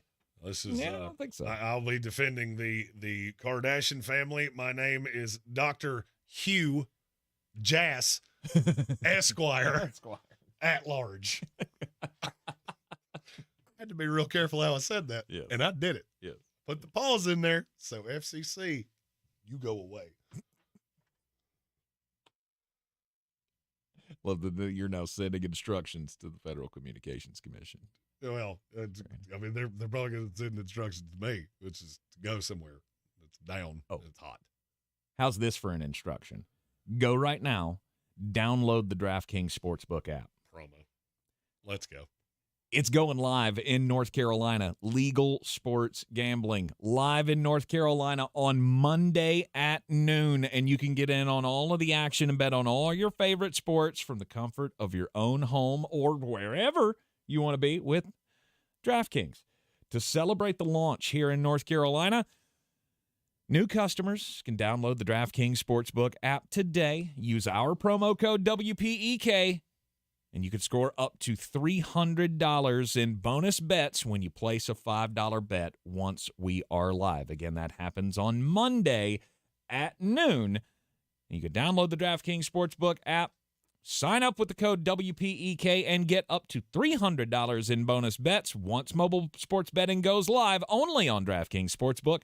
Coming soon to North Carolina, March 11th with the code WPEK. The crown is yours. Gambling problem? Call 877-718-5543 or visit morethanagame.nc.gov. 21 plus, North Carolina only, new customers only, subject to regulatory licensing requirements, maximum $300 bets, $300 in bonus bets, not available for use until March 11th, 2024. Bonus bets expire 168 hours after issuance. Deposit, wagering, and eligibility restrictions apply. Terms at DraftKings.com/sportsbook/NC. We were talking earlier about tragic careers, and we got a submission on our website, thesportocracy.com. Make sure you put the in there, because if you go to sportsocracy.com, it's probably going to send you some nefarious thing that ain't us. You need to look for the two fat men talking about sports. The Sportsocracy. And John Robinson did that, and he said Greg Cook. That is a lesser-known one that I only knew the name because the injury that took him out was the same one that happened to Chad Pennington. He was – the NFL.com did a list of greatest what-if stories or one-hit wonders. I can't remember which one he was on, but he was with the Bengals in like the Namath era, 69, 70. Okay. And started like a wrecking ball. And then shoulder injuries just completely derailed him. But there are a lot of people that think, had it not been for the shoulder, that he's a name that we all would have known. And I'll be honest with you, it's a really good submission, because I would say there's probably a lot of people that listen to the show that don't even know that name. I don't know that name. I swear to you, the only reason I knew it is because he was referenced the first time Chad Pennington got hurt. It was Greg Cook? Greg Cook. Cook. Okay. So Thank you, John Robinson, for that. We appreciate that. And all of you are welcome to go to thesportsocracy.com, which, you know, while we were in Indianapolis, apparently the website was down. I didn't know. We're working on that. And that actually, you know, that leads into an announcement, which we got to take a commercial break. But then right after that, we got an announcement. It affects you, the listeners of this great show. This is the Sportsocracy, and you're listening on ESPN Asheville. Hi, I'm Kamiko, the founder of Miko's Hot Chicken. When we started our family restaurant, we were also raising a family. But let me tell you, it wasn't easy. Our Chase Ink card was there to reward us on all of our business needs. Now we have a thriving location, and we're hungry for more. With Chase Ink Business Unlimited card, you can earn unlimited 1.5% cash back on every purchase, so your business can go from here to possible. Chase for Business. Make more with yours. Real business owners compensated for their participation. Cards issued by JPMorgan Chase Bank and a member FDIC. Subject to credit approval. Terms apply. When we think about our health, we usually think about exercising and eating healthier, but don't forget that part of your overall health is your dental health. And y'all, if it's been 6 months or longer since your last visit, you need to get in to see the dentist. And Asheville Smiles Cosmetic and Family Dentistry, they offer general family dentistry as well as Invisalign orthodontics, Botox, fillers, sleep apnea screenings, and more. Dr. Merrill and the staff at Asheville Smiles, they're taking new patients, so get your smile back on track. World-class dental care with a hometown feel, AshevilleSmiles.com. Join us Monday night for our 2024 iHeart Podcast Awards, presented by The Hartford, live at South by Southwest. We'll honor the very best in podcasting from the past year and celebrate the most innovative talent and creators in the industry. Watch Monday night, starting at 9 p.m. Eastern, 6 Pacific on iHeartRadio's YouTube channel. Presented by the Hartford Small Business Insurance. Learn more or start a quote at thehartford.com/small business. With insurance designed for your small business, the Bucks got your back. Make sure you're at the Harris Cherokee Center, Asheville, March 7th through 11th for the 2024 Ingles Southern Conference Basketball Championship. Experience fun for the whole family as your favorite teams compete for the championship and a berth at the NCAA tournament. Get your discounted tickets to the 2024 Ingles SoCon Basketball Championship at your local neighborhood Ingles markets. For more information, visit SoConHoops.com. The 2024 Ingles Southern Conference Basketball Championship at SoConHoops.com. If you're looking to buy, sell, or invest in real estate in the mountains, you need to call the agents at Clarissa Sells WNC, brokered by eXp Realty. Check us out online at ClarissaSellsWNC.com. And did I mention that Clarissa Sells WNC loves teachers? We love teachers so much, we're giving back 25% of our commission at closing. For more information, contact us today at 828-774-6343 or ClarissaSellsWNC@gmail.com.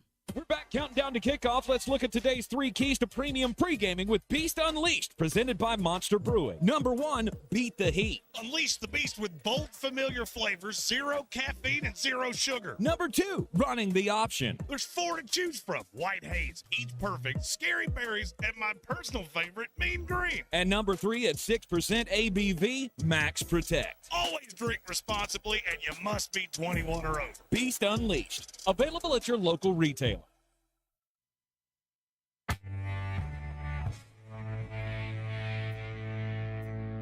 The Sportsocracy. That is some good, clean family fun there, eh, God?